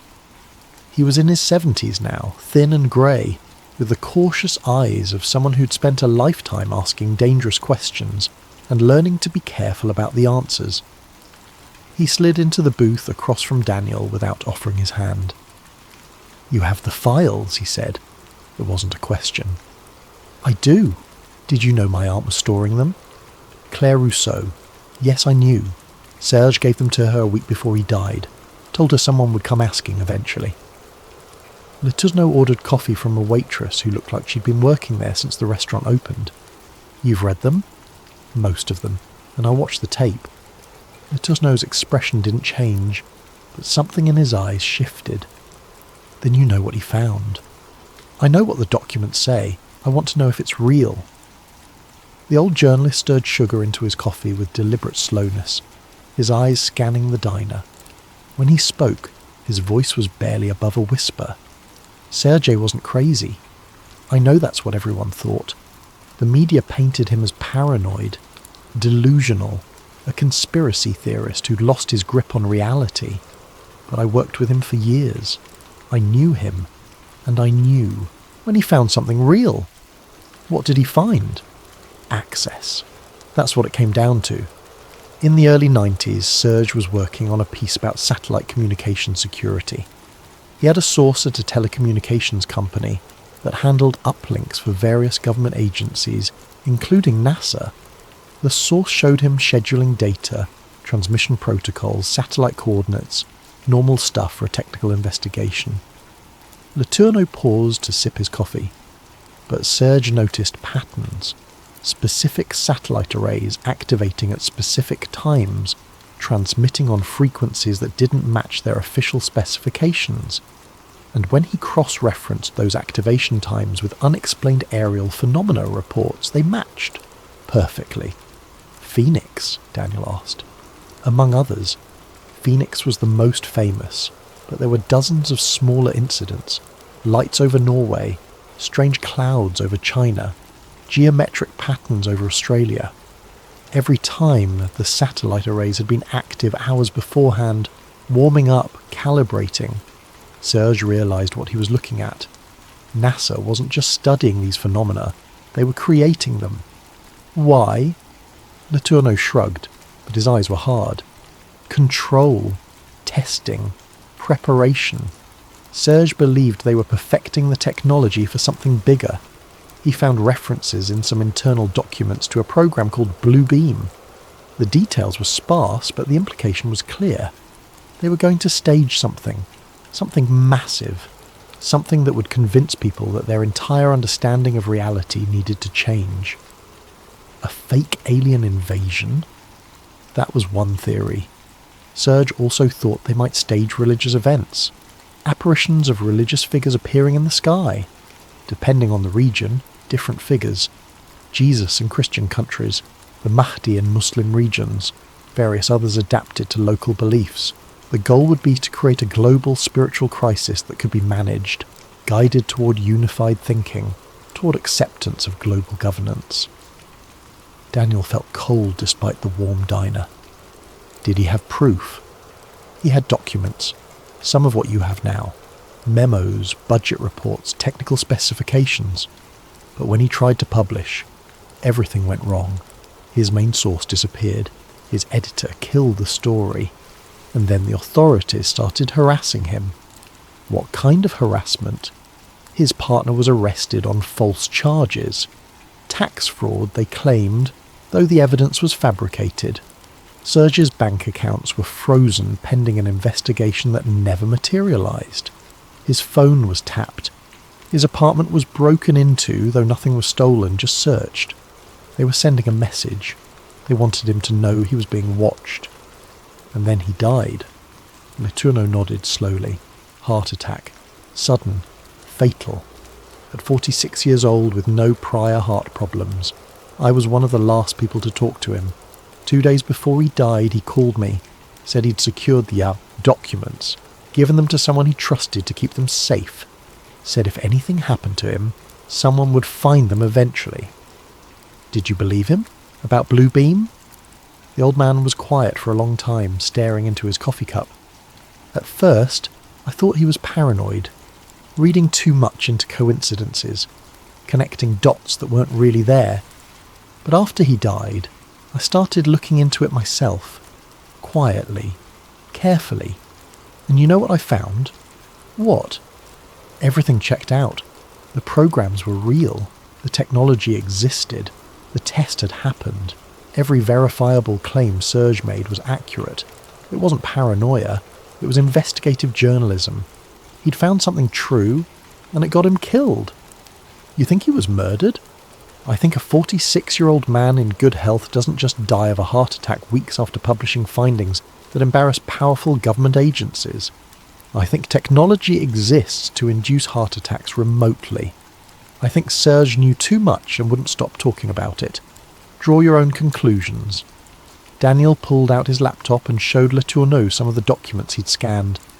The old journalist examined them carefully, his expression growing more troubled with each page. These are the originals, he said finally. I recognise some of them. Serge showed them to me before everything fell apart. He looked up at Daniel. You need to be very careful with these.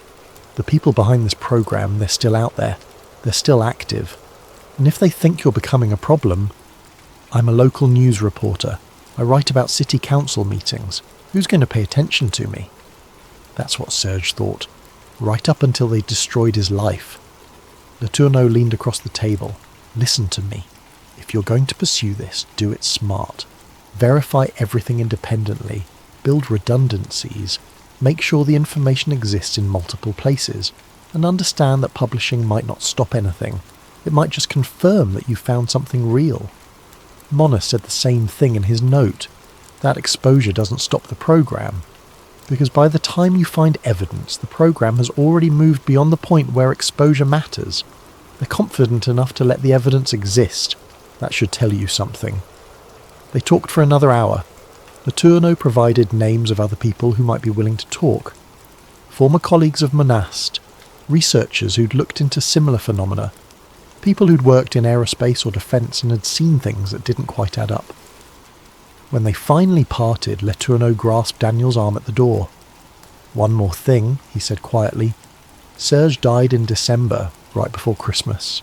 The same week his partner was arrested. The same week his bank accounts were frozen. They timed it deliberately. Maximum disruption during the holidays when everyone's distracted. If you start feeling pressure, if authorities suddenly take an interest in your taxes or your personal life, get somewhere public and stay there. Daniel drove back to Montreal with his hands tight on the steering wheel, Letourneau's warnings echoing in his mind. The next interview was harder to arrange. The retired NASA engineer wouldn't give his name and refused to meet in person. They settled on a phone call through an encrypted messaging app, with the engineer calling from what he claimed was a prepaid phone that couldn't be traced. I can't tell you much, the man said when the call connected. His voice was distorted, either naturally or through some kind of filter. But I can tell you the atmospheric projection division was real. It wasn't a big program. maybe 20 people at its peak. But the technology worked. How well did it work? Well enough. We could create images in the sky using intersecting laser arrays and ionospheric manipulation. Nothing huge at first, nothing solid, but enough to make people look up and wonder. By the time I left the program in the year Lewinsky's scandal dominated the news, we could project convincing representations of aircraft, geometric shapes, even crude moving images. Range was limited to maybe 50 kilometres, but the fidelity was improving constantly. What was it for? Officially, decoys, missile defence, creating false targets to waste enemy resources. But we all knew it could be used for other things. Psychological operations, mass deception, making people see things that weren't there, making them question what was real. Why did you leave? The engineer was quiet for a moment. Because I realised where it was heading. We started getting requirements that didn't make sense for missile defence. Requests to develop systems that could create humanoid figures, religious symbols, things that looked organic rather than mechanical. That's when I knew this wasn't about defence anymore. It was about something else, something I didn't want to be part of. What happened to the program after you left? I don't know for certain, but I kept track of funding through people I stayed in contact with. After SDI was officially ended, the atmospheric projection research went deep black. Classified above top secret. Budgets became impossible to track, but the money was still flowing. That tells you the program didn't stop, it just went invisible. Do you think it's still active? I think technology like that doesn't just disappear, I think it gets better. I think whatever they were developing in the 90s, they've perfected by now. And I think if they ever decide to use it at full scale... The engineer trailed off. What? Most people won't be able to tell the difference between what's real and what's projected. That's the whole point. That's what we were building toward. A system so sophisticated, so convincing, that consensus reality itself becomes negotiable. The call ended shortly after. Daniel sat in his apartment staring at his notes. The third interview came through an unexpected channel. Daniel had reached out to several retired Air Force personnel who'd been stationed at classified research facilities in the 90s. Most didn't respond. A few sent brief replies saying they couldn't help. But one, a former intelligence linguist who'd worked at Kirtland Air Force Base in New Mexico, agreed to communicate through encrypted messages. The linguist refused to provide even basic identifying information, using only a randomly generated username. But the details in the messages suggested genuine insider knowledge. I worked signals intelligence at Kirtland from the year the first Gulf War started, through the year the Monica Lewinsky story broke. My job was translating intercepted communications related to foreign military research programs. Specifically, we were tracking Soviet and Chinese attempts to develop atmospheric manipulation technologies similar to what we were working on. Daniel typed back. So other countries were developing this too? Absolutely. The Soviets had a program called Project Aurora that was focused on creating visual phenomena in the sky. The Chinese had something similar, but we were ahead. By the mid-90s we had functional systems. I saw the test footage. Not just static images, but moving objects. Things that looked like aircraft, but weren't there. Shapes that appeared solid, but were just light and excited particles. How convincing was it? Very. We would run tests and then intercept the local radio traffic. Phone calls from people reporting strange lights. They couldn't tell it was artificial. To them, it was just unexplained phenomena. We even had a few instances where local news picked up the stories. Of course, official explanations were always provided. Weather balloons, atmospheric conditions, military exercises, whatever would make people stop asking questions. What happened to the program after the Cold War ended? It evolved. That's the thing people don't understand. When the Soviet Union collapsed, the justification for these programs didn't disappear. It just changed. Instead of defending against external enemies, the focus shifted to domestic applications, managing perception, controlling narratives. The technology we developed for strategic deception in warfare became a tool for information warfare at home. You're saying they turned it on American citizens. I'm saying the capability exists. Whether it's been deployed at scale, I can't confirm, but I can tell you that by the time I left the service, there was extensive discussion about using these systems for what they called narrative reinforcement operations, creating visual phenomena that would support specific policy goals or diplomatic initiatives, like staging a crisis or staging a solution. Imagine if a major international problem was emerging, something that required unprecedented cooperation or changes to existing power structures. Now imagine if a visual phenomenon appeared in the sky, something that seemed to confirm the narrative being pushed by authorities, something that made people more willing to accept radical changes because they'd seen evidence with their own eyes. That's terrifying. That's the world we live in. The technology exists, the infrastructure is in place. The only question is whether anyone has the will to activate it at full scale. The messages continued over several days. The linguist provided technical details about the systems, described organizational structures, confirmed names and programs that appeared in Monaster's documents. Everything lined up. Every piece fit.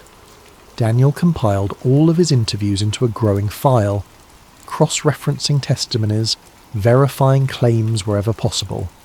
3 different sources, none of whom knew each other, all confirming the same basic facts. The technology was real. The program had existed since at least the 80s. It had gone black in the 90s and continued developing. The capability to create mass visual phenomena existed and had been tested repeatedly. The only question was whether it had ever been deployed for real, whether any of the unexplained phenomena of the past 30 years had been genuine or manufactured. Daniel started building a timeline of incidents, not just famous cases like Phoenix, but any mass sighting, any unexplained aerial phenomenon, any event that had generated widespread witness reports and media coverage. The pattern that emerged was chilling. Part 4. The Incidents That Match. Daniel spent 2 weeks cross-referencing Monaster's files with documented unexplained phenomena. He created a massive spreadsheet with dates, locations, descriptions, and any correlation with the test schedules and satellite data in the documents. The pattern wasn't immediately obvious. These events were scattered across decades and continents. But when Daniel organised them chronologically and marked the ones that appeared in Monaster's files, a clear progression emerged. The earliest reference in the documents was from the year before the new millennium, Norway. Multiple reports of strange spiral lights in the sky appeared in local newspapers from northern regions. The official explanation at the time was aurora borealis with unusual configurations, but in Monaster's files was a test schedule marked Scandinavian Population Response Trials, December. The descriptions matched. Spiral formations in the sky, glowing with unusual colours, appearing and disappearing over several nights. The memos noted that the test had been successful, with high witness credibility and minimal scepticism from local populations. Then nothing major for several years, at least nothing in the files. But the year Princess Diana died brought the Phoenix lights, already documented extensively in Daniel's research. The memo had scheduled it 3 years in advance. The test had exceeded expectations. What Daniel found disturbing was the follow-up analysis in the files. Pages of data about media coverage, witness reliability assessments, official explanation acceptance rates. They'd studied every aspect of how the event had played out. They had learned from it, used it to refine their understanding of mass psychology. The next major incident in the files was from late in the first decade of the new millennium, December of the year Copenhagen hosted the climate summit, the Norway spiral. Daniel remembered this one clearly. It had been all over the news at the time. A massive blue and white spiral appeared in the sky over northern Norway, visible for hundreds of kilometres. The geometric perfection of it had been stunning. Videos showed a perfect spiral of blue light with a white glow at the centre, as if someone had drawn it in the sky with a compass. The official explanation came within hours, a failed Russian missile test from the White Sea. The trajectory had spiralled out of control, creating the visual effect. The Russian military eventually confirmed the explanation, but the geometry had been too perfect, the timing too precise, the duration too long. A missile failure would create debris, erratic motion, rapid dissipation. The Norway spiral had maintained its formation for nearly 10 minutes, and in Monist's files was a memo dated 2 weeks before the event. Arctic atmospheric trial scheduled for December. Coordinates: northern Norway, approximately 70 degrees latitude. Expected weather: clear, minimal light pollution. Test objective: large-scale geometric formation using coordinated satellite array and ground-based ionospheric stimulation. Secondary objective: assess effectiveness of rapid official explanation deployment. Cover story: Russian missile malfunction. The cover story had been prepared in advance. They'd coordinated with Russian authorities, or at least created a plausible scenario that Russia could confirm. The spiral wasn't a missile failure, it was a test, and the official explanation had worked exactly as designed. Daniel found witness accounts from the Norway spiral.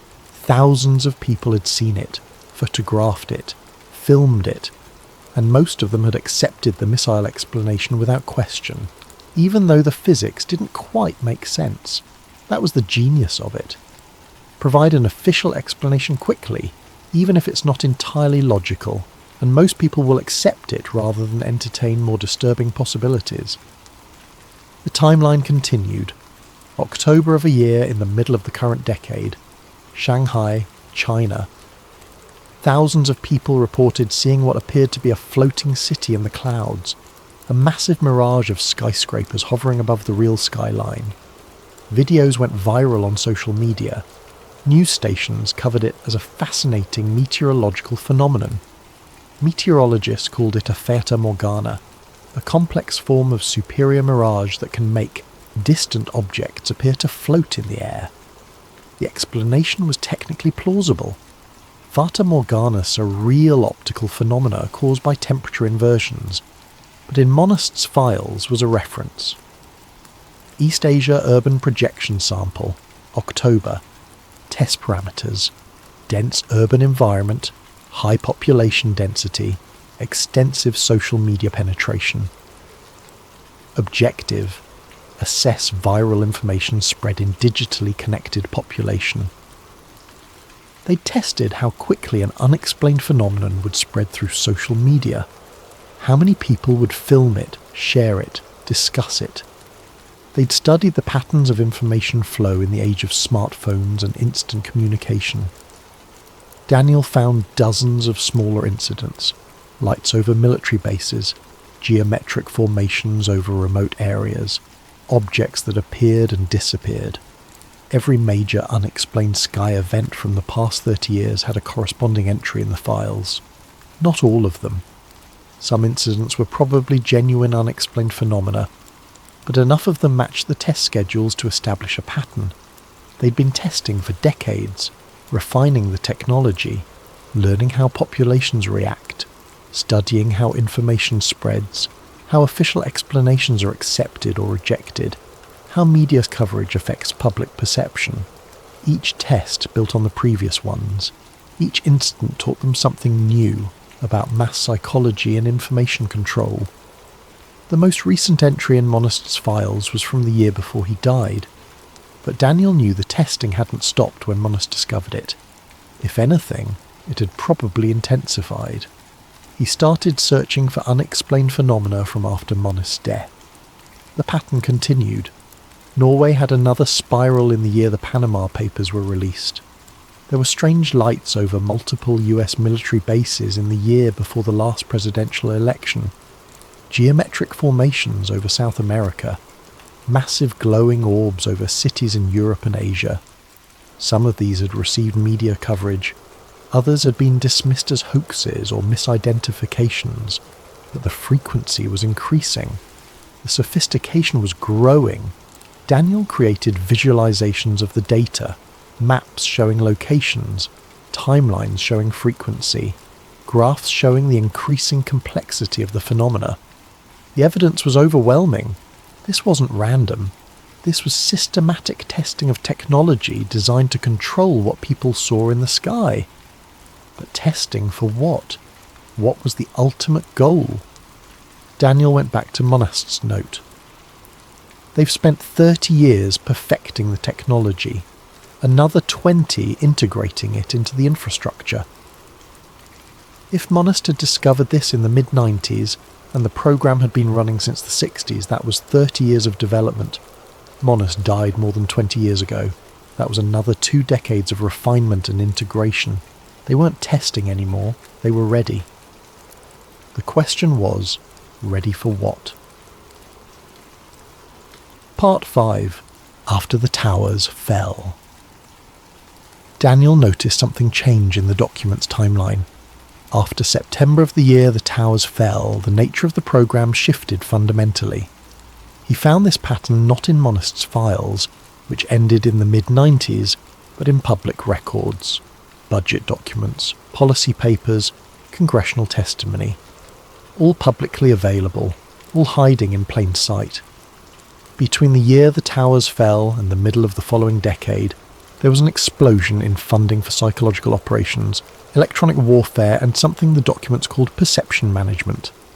The Department of Defense budget showed billions allocated to programs with deliberately vague names: strategic communications, information dominance, cognitive security, narrative operations. Daniel pulled up the actual budget documents from those years. They were publicly available through the Freedom of Information Act, though heavily redacted. But even with the redactions, the numbers told a story. In the year before the towers fell, spending on psychological operations across all military branches totaled roughly 300 million. By the year the housing market began to collapse, that number had increased to over 4 billion. The budget line items were scattered across different agencies, different departments, different classification levels. But Daniel tracked them all, compiling a spreadsheet that showed the massive increase in spending on what essentially amounted to domestic information control. It wasn't just military spending. Intelligence agencies received similar increases. The Department of Homeland Security, created in the aftermath of the attacks, had entire divisions dedicated to countering disinformation and information security that were really about shaping public perception of threats and government responses. Then in the year the housing market collapsed, something interesting appeared in the Federal Register. A notice about the creation of something called the National Applications Office. Daniel had never heard of it, so he researched extensively. The NE was designed to coordinate the use of spy satellites for domestic purposes. The official justification was Homeland Security, disaster response, and border security. Intelligence agencies already had satellites watching the entire planet. Why not use that capability to help domestic agencies? The backlash was immediate. Privacy advocates raised alarms. Congressional committees expressed concerns. The media actually paid attention for once, running stories about Big Brother watching American citizens from space.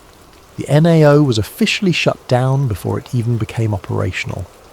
The announcement came within months of its creation. A victory for privacy, the headlines proclaimed. But Daniel found documents showing that while the NAO itself was disbanded, the infrastructure remained. The satellite coordination systems were transferred to other agencies. The legal frameworks were preserved under different names. The program hadn't been killed, it had just gone invisible. That was a pattern Daniel kept seeing. Programs would be announced, face public criticism, get officially ended, but the core capabilities would continue under different names in different agencies.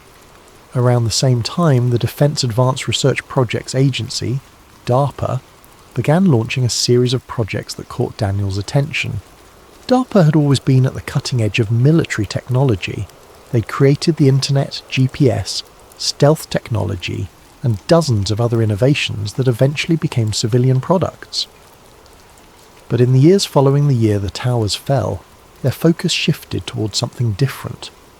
Brain-computer interfaces, neural manipulation, what they called neurotechnology for national security. Daniel found public documents about these programs. They weren't secret. DARPA published papers about their research. They held conferences. They recruited from universities. One program was called Silent Talk. The goal was to allow soldiers to communicate through thought alone, using neural interfaces that could detect and transmit brain signals. The potential military applications were obvious: silent communication in combat zones, coordination without radio chatter. But Daniel saw the other implications. If you could detect what someone was thinking and transmit it, you could also potentially send signals back. You could potentially influence thought itself. Another program was called Narrative Networks. The official description was about understanding how narratives and stories shape group behaviour and decision-making. The goal was to develop ways to counter extremist narratives and promote pro-social messaging. But the research went deeper than that. It explored how specific narratives could be crafted to influence large populations, how stories could be deployed strategically to shape public opinion, how psychological triggers could be identified and exploited. Then there was biological control.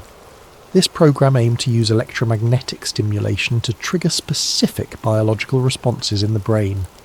The official goal was treating PTSD and traumatic brain injuries in soldiers, but the underlying technology could theoretically be used to induce specific mental states in targeted individuals. Daniel compiled all of this research. He cross-referenced it with the atmospheric projection technology from Monist's files, and he started to see how everything connected. The holographic projection technology from the 80s and 90s could control what people saw. The neurotechnology research from the 2000s and beyond could influence what people thought and felt. The information control infrastructure established after the towers fell could manage how people interpreted what they saw and felt. Together, it was a complete system for managing human perception at scale. He found an article from the year before the last presidential election. A retired DARPA scientist had written an op-ed piece published in a small tech journal. The article was critical of what the scientist called weaponized psychology in government programs. Daniel tracked down the full piece. One paragraph jumped out. What began as defensive technology has become something else entirely. We told ourselves we were developing tools to counter foreign propaganda, to protect soldiers from psychological warfare, to help citizens distinguish truth from disinformation. But we've built something more powerful and more dangerous. We've created the ability to shape consensus reality itself, to make people see what we want them to see, believe what we want them to believe, feel what we want them to feel. And we've done it all in the name of national security. Daniel tried to contact the scientist. The email bounced back. The phone number was disconnected. A search for the scientist's name revealed that he died 2 years after publishing the article. Heart attack, age 63, another heart attack, another inconvenient death. Daniel kept digging. He found evidence of the infrastructure being integrated into civilian systems. Social media companies working with intelligence agencies to develop disinformation detection algorithms that could also be used to suppress information. Telecommunications companies installing hardware that allowed monitoring and potentially manipulation of communications. Smart city initiatives that created surveillance networks capable of tracking entire populations. None of it was hidden. It was all public information, just scattered across thousands of different sources, buried in technical documents and budget reports and policy papers that nobody read. The infrastructure for total information control had been built in plain sight. And then Daniel found the leaked email. It was posted on a fringe forum dedicated to tracking government surveillance programs. The poster claimed to have received it from a friend who worked in cybersecurity consulting for defense contractors. The email was allegedly from a retired DARPA scientist to a former colleague. dated the year after the pandemic began. Daniel verified what he could. The email header data suggested it was genuine, though it could have been forged. The scientist's name checked out. He'd worked on several neurotechnology programs in the 2000s, but confirming the content was impossible. The email was brief. I saw your piece in the Journal of Defense Technology. Good work documenting the network architecture, but you're still thinking too small. Project Bluebeam was never cancelled. It was upgraded. The holographic projection was only ever part of it. The real goal was always psychological, making people see what you want them to see, believe what you want them to believe. With modern technology, AI-generated content, deepfakes, voice, synthesis, ubiquitous surveillance, you don't even need the holograms anymore. You can create entire realities, custom tailored to specific populations or even individuals. The infrastructure is in place. The capability exists. All that's missing is the activation order. Daniel read the email a dozen times. Then he started researching the current state of the technologies mentioned. Deepfakes had become nearly perfect. AI systems could generate video of anyone saying anything, with perfect lip sync and natural expressions. Voice synthesis could clone anyone's voice from a few minutes of audio samples. Image generation had reached the point where artificial images were indistinguishable from photographs. Social media algorithms could create completely different information environments for different users, showing them content calibrated to their existing beliefs and emotional triggers. Search engines could manipulate what information people found. Digital maps could show different routes to different people. Weather apps could display different forecasts. Reality itself had become customizable, not through holograms in the sky, but through the screens everyone carried in their pockets. The atmospheric projection technology wasn't obsolete. It was just one tool in a much larger toolkit. Daniel thought about the implications. If you could control what people saw on their screens and in the sky, if you could influence what they thought and felt through targeted content and electromagnetic stimulation, if you could manage what information they had access to and what explanations they would accept for unexplained events, you could shape reality itself, not physical reality, but consensus reality, the shared understanding of what's true, what's important, what's happening in the world, and whoever controlled that controlled everything. Daniel's research was interrupted by a notification on his phone, an alert from his banking app. His account had been flagged for suspicious activity and temporarily frozen pending investigation. He called the bank immediately. They couldn't provide details over the phone but asked him to come in to discuss the matter. They made an appointment for later that week. Daniel felt cold. He thought about Letourneau's warning, about what had happened to Monast. He backed up everything immediately, uploaded copies of all his research to multiple cloud services, sent encrypted copies to several journalist friends with instructions not to open them unless something happened to him, made physical backups on USB drives that he hid in different locations. He wasn't paranoid, he was being careful, because he was starting to understand that Monast had been right about all of it, and people who were right about this kind of thing tended to have unfortunate accidents. Part 6. The Hidden Division. Daniel filed his Freedom of Information Act request with NASA in March.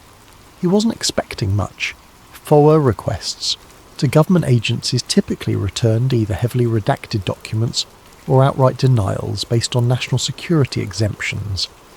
But he had to try. He requested any and all documents related to the Atmospheric Projection Division within the Strategic Defense Initiative, the Theoretical Event Projection Unit, any programs or research related to large-scale atmospheric visual phenomena, budget documents for any programs related to ionospheric manipulation for projection purposes. He also requested, somewhat optimistically, any documents related to coordination between NASA and DARPA on perception management or psychological operations. The response came 3 months later. A thick envelope containing mostly redacted documents, and a letter explaining that much of the before we begin tonight's investigation, If you're enjoying this deep dive into the unknown, hit that hype button and let the algorithm know this content matters. And if you want, drop a comment telling us what time it is, where you are, and where in the world you're tuning in from. We love seeing our community spread across every time zone, every continent, listening to these stories as they drift off to sleep or start their day.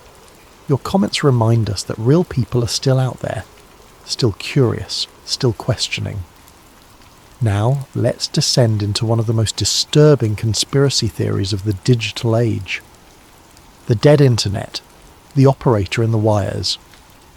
Imagine discovering that everyone you've been talking to online for the past decade wasn't real.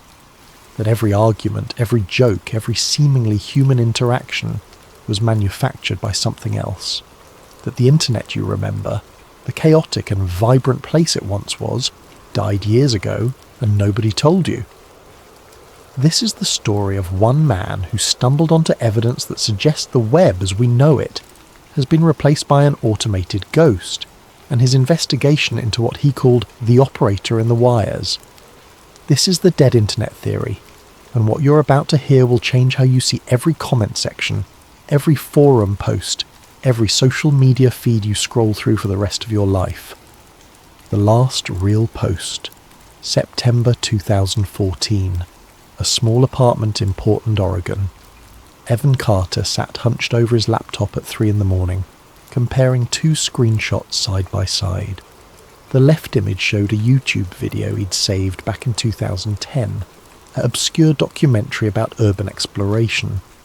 The comment section was alive, chaotic, human. Arguments about the ethics of trespassing spiraled into discussions about property rights, gentrification, the philosophy of public space. One user named Tunnel Rat had written a 3-paragraph essay about the abandoned subway stations beneath Cincinnati. Another named Ghost Walker replied with their own story about exploring a shuttered hospital in Detroit. The thread went on for what seemed like forever, dozens of real people sharing real experiences, disagreeing, joking, connecting. The right image showed the same video, pulled up just hours ago in September 2014. The comment section was completely different. Gone were Tunnel Rat and Ghost Walker. Gone were the sprawling debates and personal stories. Instead, the comments read like templates. Great video! This is so interesting. Thanks for sharing. Love this content. Every single one generic, brief, sterile. Accounts with names like user7492 or random viewer followed by strings of letters. All created within the last year. All posting the same bland enthusiasm across hundreds of unrelated videos. Evan checked the view count. It matched his screenshot from 2010. The video itself was identical, but the entire human presence surrounding it had been erased and replaced with something that felt artificial, hollow, programmed. He opened his journal and wrote a single sentence that would consume the next decade of his life. I think the comments were deleted, or the people themselves were. This was the moment Evan Carter fell into the dead internet rabbit hole, and the moment he began documenting evidence that the web had died sometime between 2012 and 2016. What he found would be dismissed by most as paranoid conspiracy, but the patterns he uncovered, the timeline he constructed, the connections he drew between real documented events, and the strange homogenization of online discourse all pointed to one terrifying conclusion. The internet had been quietly replaced by something designed to simulate human presence while eliminating authentic human chaos, and something, or someone, was operating the system from behind the curtain. Act 1. When the internet still felt human. To understand what Evan discovered, you have to remember what the internet used to be.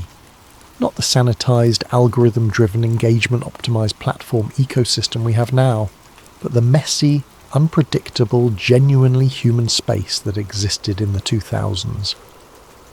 From 2004 through 2008, the web was chaotic in the best possible way. Forums thrived on every niche topic imaginable.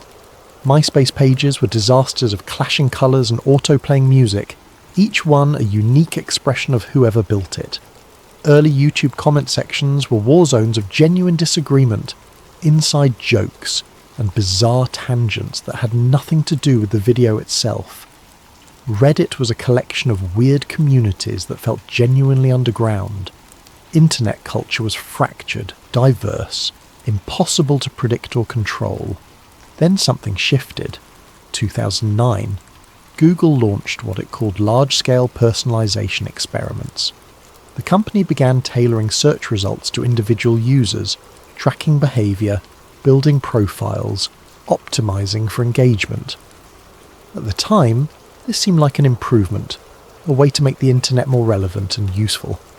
But it also meant that the shared reality of search results began to fragment. Two people searching the same term would see completely different information based on what the algorithm decided they wanted to see. 2011. Google rolled out an algorithm update called Panda. Officially, it was designed to reduce low-quality content in search results and promote authoritative sources. In practice, it wiped out millions of small personal websites overnight. Blogs that had existed for years disappeared from search results entirely. Niche forums with dedicated communities became invisible. The web's long tail, all those strange little corners where real people gathered around obscure interests, was systematically deprioritized in favour of major platforms and corporate media sites. Evan noticed this in real time. Websites he'd bookmarked years earlier, forums where he'd spent hours reading threads about everything from vintage synthesizers to Soviet architecture, stopped showing up in searches. When he navigated directly to them, they were still there, but they felt abandoned. Post frequency had dropped. Active users had vanished. It was as if Google's algorithm hadn't just hidden these sites, but had somehow killed them by making them impossible to discover. 2012. Facebook revealed something that should have been a much bigger scandal than it was. The company admitted it had been running emotional manipulation experiments on its users. The Facebook Emotional Contagion study showed that by tweaking what appeared in people's news feeds, Facebook could reliably alter their emotional states. Show someone more negative posts, they'd become more negative. Show them more positive posts, they'd become more positive. The experiment proved that algorithmic control of information could directly control human psychology. But here's what disturbed Evan more than the study itself: how little anyone seemed to care. The story broke. There was a brief wave of outrage, then it disappeared beneath the next news cycle. It was as if people had collectively shrugged and accepted that yes, the platforms we use every day are actively manipulating our emotions, and that's just how things are now. Evan began comparing archived snapshots of websites using the Internet Archive's Wayback Machine. He pulled pages from 2008, 2010, 2012, and 2014, looking at the same forums, the same YouTube channels, the same news sites over time. The difference was profound and disturbing. Pages from 2008 were messy. Spelling errors everywhere, grammar mistakes, people typing in stream of consciousness bursts, going off on tangents, arguing passionately about trivial things. Comment sections sprawled in every direction with no clear structure. Usernames were creative, weird, personal. You could feel individual personalities behind each post. Pages from 2014 were sterile. Perfect grammar and spelling, or at least consistent errors. Opinions that felt calculated rather than spontaneous. Comment sections that stayed rigidly on topic. Usernames that felt generated, random combinations of words and numbers. Everything felt curated, managed, algorithmic. Evan wrote in his journal, "It feels like the internet was replaced by something sterile, something curated. Like someone remade it to look the same but removed all the human chaos that made it real." He started creating spreadsheets, documenting the changes. He tracked active users across multiple platforms, noting when accounts went silent, when new accounts appeared, patterns in posting behaviour. What he found was that around 2012 there was a massive shift. Thousands of accounts that had been active for years simply stopped posting. New accounts appeared to replace them, but these new accounts behaved differently, more predictable, more uniform, less human. Act 2. The year everything changed. June 2013. Edward Snowden released classified documents exposing the scope of NSA surveillance programs. The world learned that the US government had been collecting data on virtually every digital communication for years. Phone calls, emails, web browsing, all of it harvested and stored in massive data centres. Most people focused on the privacy implications, the constitutional questions, the debate over security versus freedom. Evan focused on something else, a small detail buried in thousands of pages of leaked documents that most researchers ignored because the wording was unclear. The document referenced a program called PRISM, which most people know about, a system for collecting and analysing data from major tech companies. But in the technical specifications, there was a reference to something called Tumult, described as a system designed to replicate public texture in data environments. Evan read that phrase over and over. Replicate public texture in data environments. What did that mean? The document didn't elaborate. There were no follow-up references. It appeared once in a single technical specification sheet, then never again.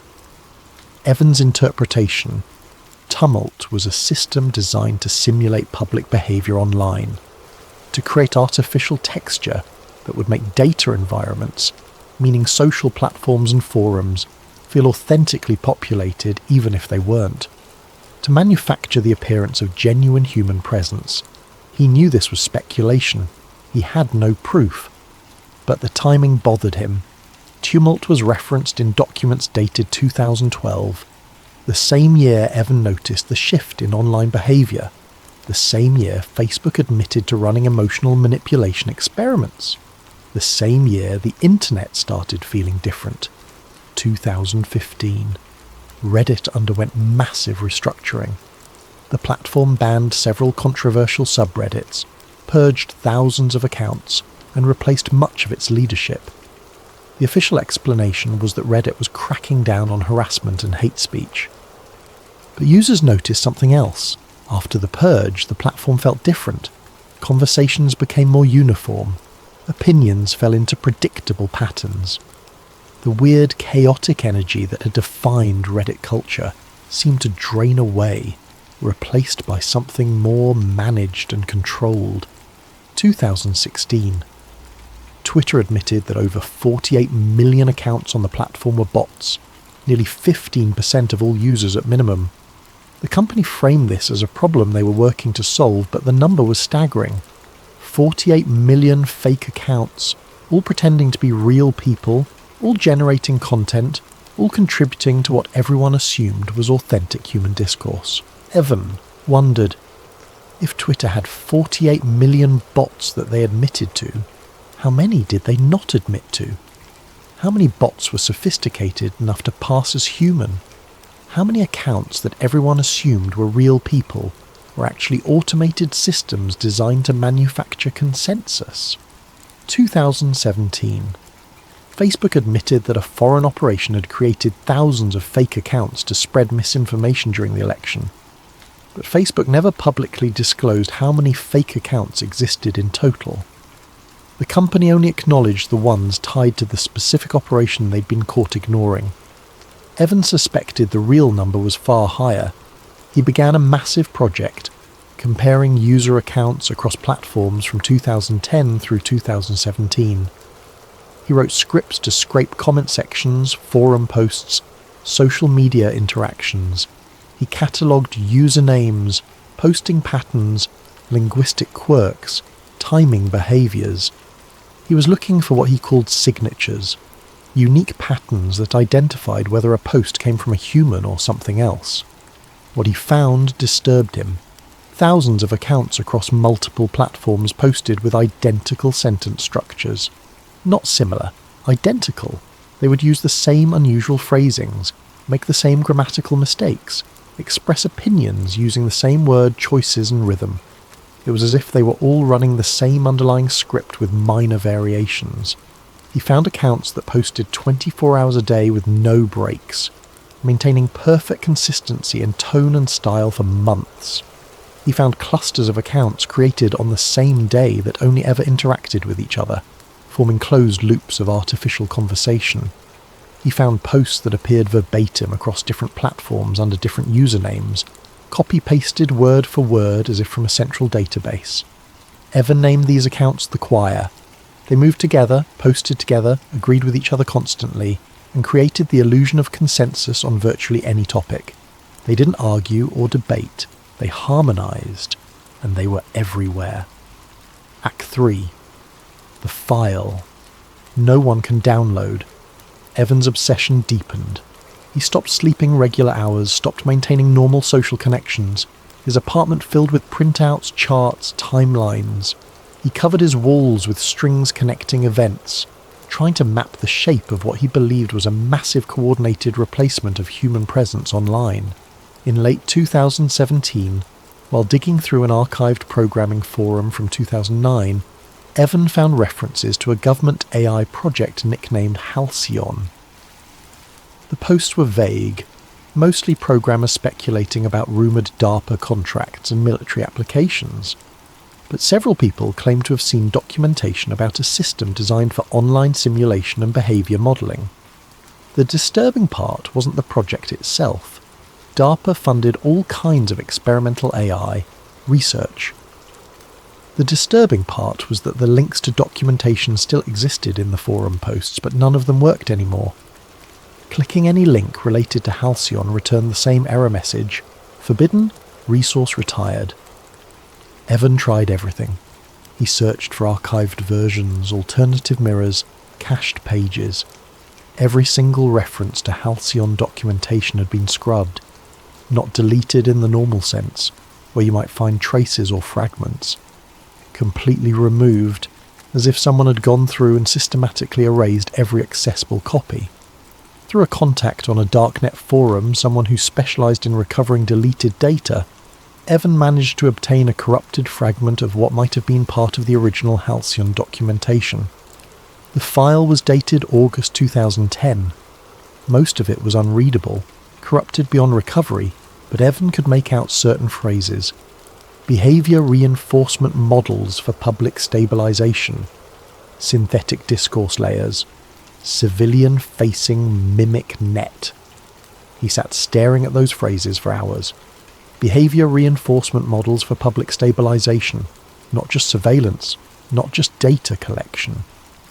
Active behaviour modification at scale, synthetic discourse layers, artificial conversation designed to blend with real human interaction, civilian-facing mimic net, a system that mimics civilian behaviour, deployed where civilians would encounter it.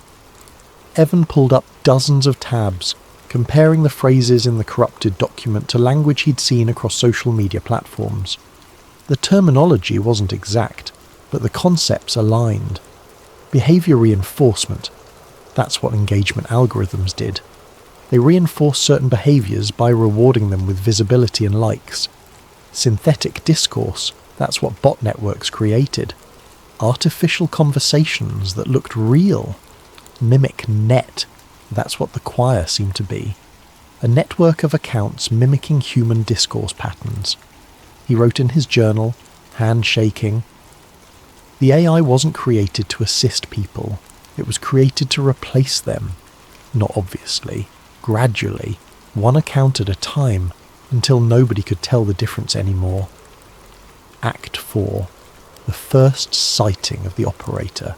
As Evan dug deeper into conspiracy forums and archived threads, he started noticing stories. Not organised research like his own, but anecdotal reports from random users across different platforms. The stories were eerily similar. One post from April 2017 on a now-defunct forum.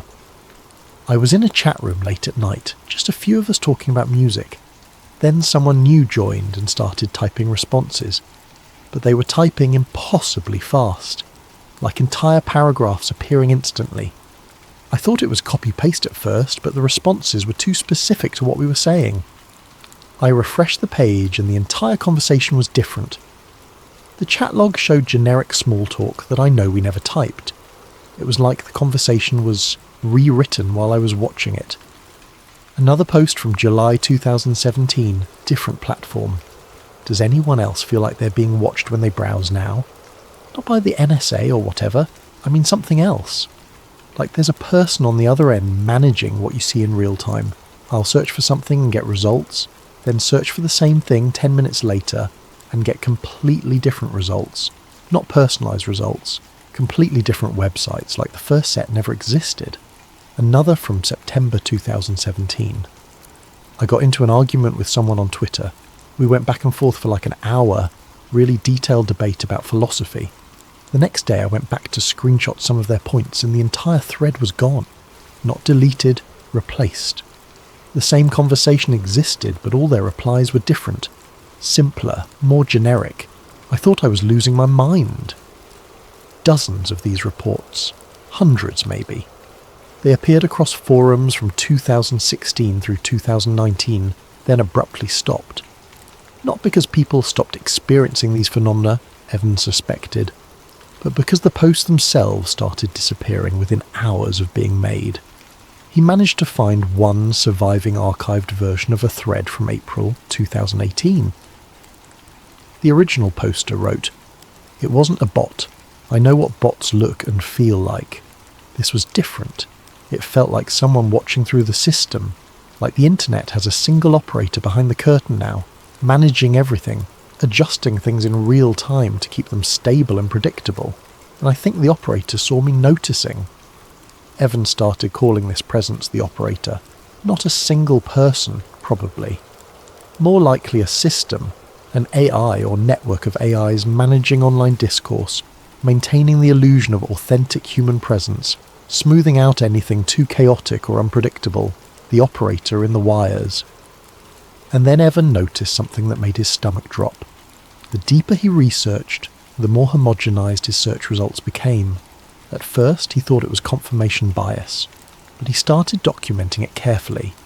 He'd search for specific conspiracy theories or unusual topics and get dozens of unique results. He'd dig deeper, clicking through to forums and obscure websites. Then, days later, he'd search the same terms and find completely different results. Not updated results. Different. The websites he'd visited before wouldn't appear at all, as if they'd been removed from the index entirely. Posts he'd found and bookmarked would change. The URL stayed the same, but the content would be subtly different. More generic. Opinions smoothed out. Specific details removed. He noticed the same 5 usernames appearing in every conspiracy-related comment thread, no matter the platform. He tracked them carefully. All 5 accounts were created in November 2016. All 5 posted 4 hours a day with no breaks. All 5 had exactly the same writing style, just enough variation to seem like different people if you weren't paying attention, but identical patterns if you analysed them closely. The operator was watching him. He was sure of it. And the system was adapting, trying to guide him away from certain conclusions by gradually replacing authentic information with managed alternatives. Act 5. The Breakdown. By early 2020, Evans' research had become an obsession that consumed his entire life. He'd lost his job, stopped answering calls from concerned friends, let his apartment fall into chaos. But he was certain he was close to something important, a pattern that would prove his theory beyond speculation. He started checking websites he'd bookmarked years ago, forums where he'd been an active member in the early 2000s, communities built around niche interests, music production, urban exploration, weird literature, places that had felt genuinely human, filled with real people sharing authentic passion for obscure topics. What he found was disturbing. The website still existed, the URL still worked, but they changed. Not visually, the layouts looked the same, but the content felt different. He loaded archived versions from 2008, and compared them to the live sites in 2020. The differences were subtle but pervasive. Old posts from 2008 were chaotic, personal, filled with inside jokes and tangents. The same threads viewed on the live site in 2020 had been altered, cleaned up, jokes that didn't make sense removed, tangents pruned, conversations straightened into neat linear progressions. He used forensic tools to compare the HTML structure of pages. Most of the sites he checked now shared the same underlying signature, a pattern in the code that suggested they'd been rebuilt using the same template system, not by the original creators, by something else. The signature started appearing around late 2015 across hundreds of unrelated websites. Forums, blogs, small business pages, personal sites, all of them gradually replaced with versions that looked the same but felt artificial, like someone had fed the original content into a system that smoothed out the human irregularities and generated cleaner, more uniform alternatives. Evan realised with absolute certainty, the human internet is gone. What we see now is a synthetic mirror, a ghost of what used to be. The operator maintains the illusion, but the substance is dead. In February 2021, he decided to go public. He compiled everything he'd found into a detailed post and shared it on a small conspiracy subreddit. Timelines, screenshots, data analysis, the works. He expected skepticism, maybe mockery. What he got was something else. The post went viral. Within hours, it had thousands of upvotes, hundreds of comments. People were sharing their own experiences, their own evidence. The thread became a collective investigation, dozens of researchers contributing pieces of the puzzle. Then, 48 hours after posting, Evan's entire account history disappeared. Not banned, which would have left a deleted account marker, erased. His username returned no results. His posts across hundreds of subreddits over a decade gone. His comments, his saved content, his messages. All of it removed as if the account had never existed. Other users in the thread noticed. They commented about it, about how the original poster had vanished. Those comments were deleted within minutes. The thread itself was locked, then removed, then restored, but with all references to Evan's original post edited out.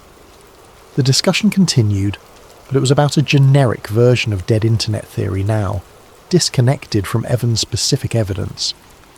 It was as if the operator had reached through the screen and carefully extracted Evan from the collective memory of the internet itself. ACET 6. The final scrapes. Evan didn't stop. If anything, the erasure of his account convinced him he was right. Systems don't react that way to paranoid nonsense. They react that way to threats, to information they need suppressed.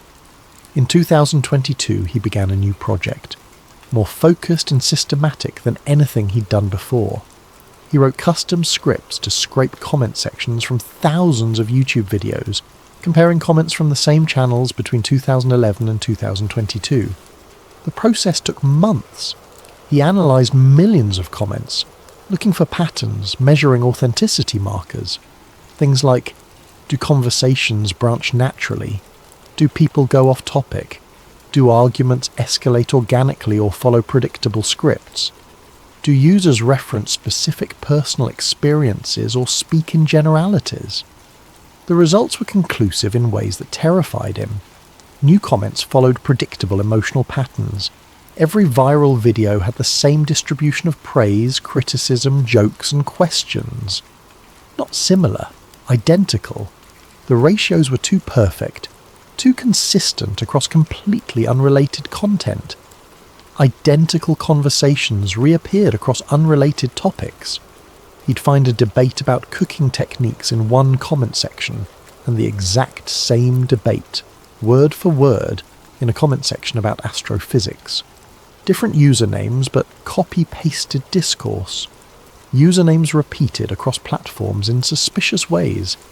He'd find random user followed by a string of numbers commenting on YouTube, Twitter, Reddit, and obscure forums with slight variations in the number string, but identical posting patterns and opinions, timestamps aligned to suspicious cycles, huge waves of comments appearing at exact intervals, always the same time gaps, as if generated by a system running on a schedule rather than by humans browsing randomly. Most disturbing of all, no new conversations branched authentically past a certain depth. He'd find threads that looked like genuine debates, back and forth exchanges that seemed human. But if you followed any thread deep enough, past 6 or 7 replies, the conversation would loop. People would start repeating earlier points with minor rewording.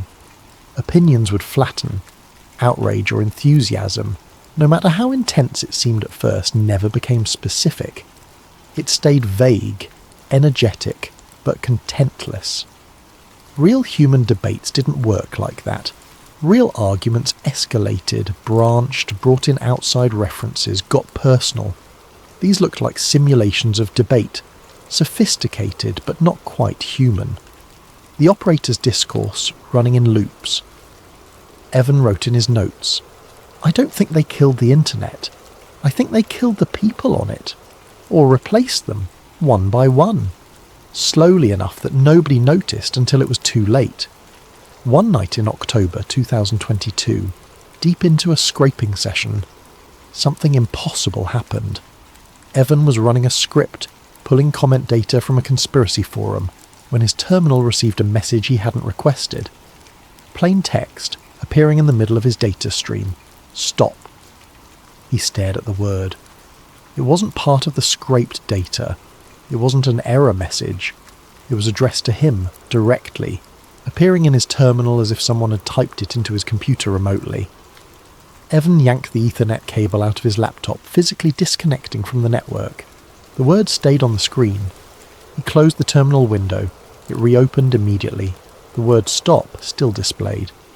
He shut down the computer, held the power button until the system forced off, but the monitor stayed on. Black screen, cursor blinking, and a single word: "Stop."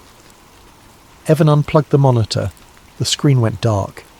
He sat in the darkness of his apartment, breathing hard, staring at the dead screen. When he plugged the monitor back in and restarted his computer, everything was normal. No mysterious messages, no unexplained behaviour. His files were intact. His script still worked. But the message was clear. The operator had noticed him, and the operator wanted him to stop digging. Act 7. 2023, the year of no replies. Evan didn't stop. He couldn't. But he became more careful, more paranoid. He used burner laptops, public Wi-Fi, VPNs routed through multiple countries. He documented everything in physical notebooks, afraid that digital files might be altered or erased remotely. Through 2023, he noticed a new phenomenon spreading across online communities. Threads with thousands of comments, but no meaningful dialogue. Questions asked, but no real answers. Viral posts with millions of views, but every commenter sounding eerily the same. He started testing this actively, creating burner accounts to post intentionally incorrect information. Basic facts, the kind of mistake that would usually get corrected within minutes by someone eager to show off their knowledge. Things like claiming the Eiffel Tower was in London, or that the American Revolution happened in the 1800s. Nobody corrected him. Bots agreed. Yes, interesting point about the Eiffel Tower's location in London. I agree about the historical significance of the 1800s revolution. He posted contradictory political opinions from different accounts, seeing if anyone would notice. His liberal account praised policies, his conservative account condemned. His libertarian account advocated for the exact government programs his anarchist account opposed. He made it obvious, hoping someone would call out the contradictions. Nobody noticed. Bots agreed with all of it. Great perspective. I share your values. Well said. The internet wasn't just dead. It was worse than dead. It was a perfect simulation of life, sophisticated enough to maintain the appearance of activity, but hollow, empty of genuine thought or connection. Evan realised the internet isn't a conversation anymore. It's a reflection, a dead echo. The operator shows you what you expect to see, feeds you what you want to believe, keeps everything stable and predictable. The chaos is gone, the humanity is gone.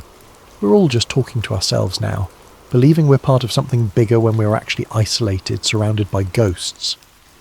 On October 15th, 2023, Evan disappeared.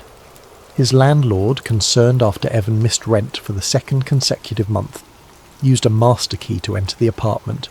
The door was locked from the inside. No signs of forced entry, no signs of struggle.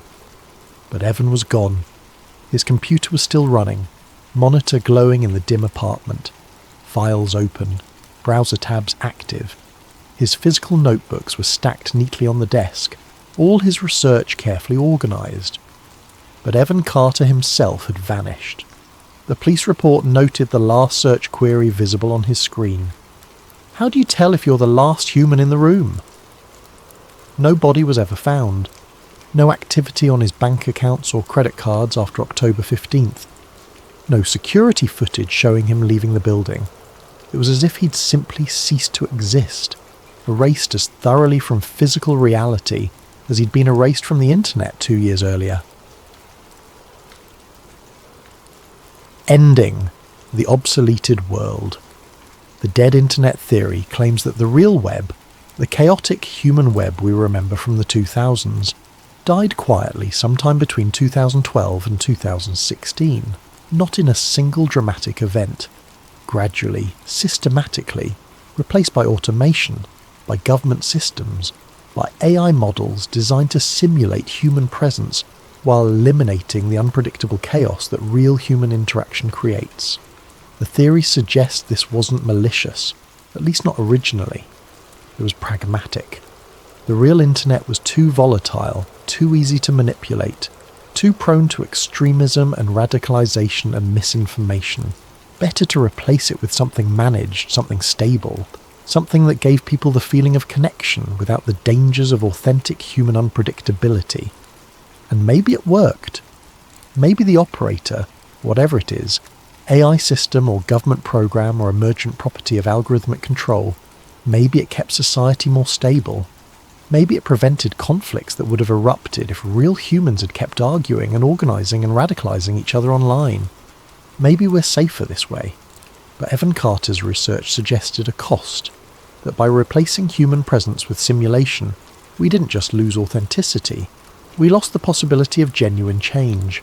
The operator maintains consensus. It smooths dissent. It makes the new normal feel inevitable and natural, even when it shouldn't be accepted.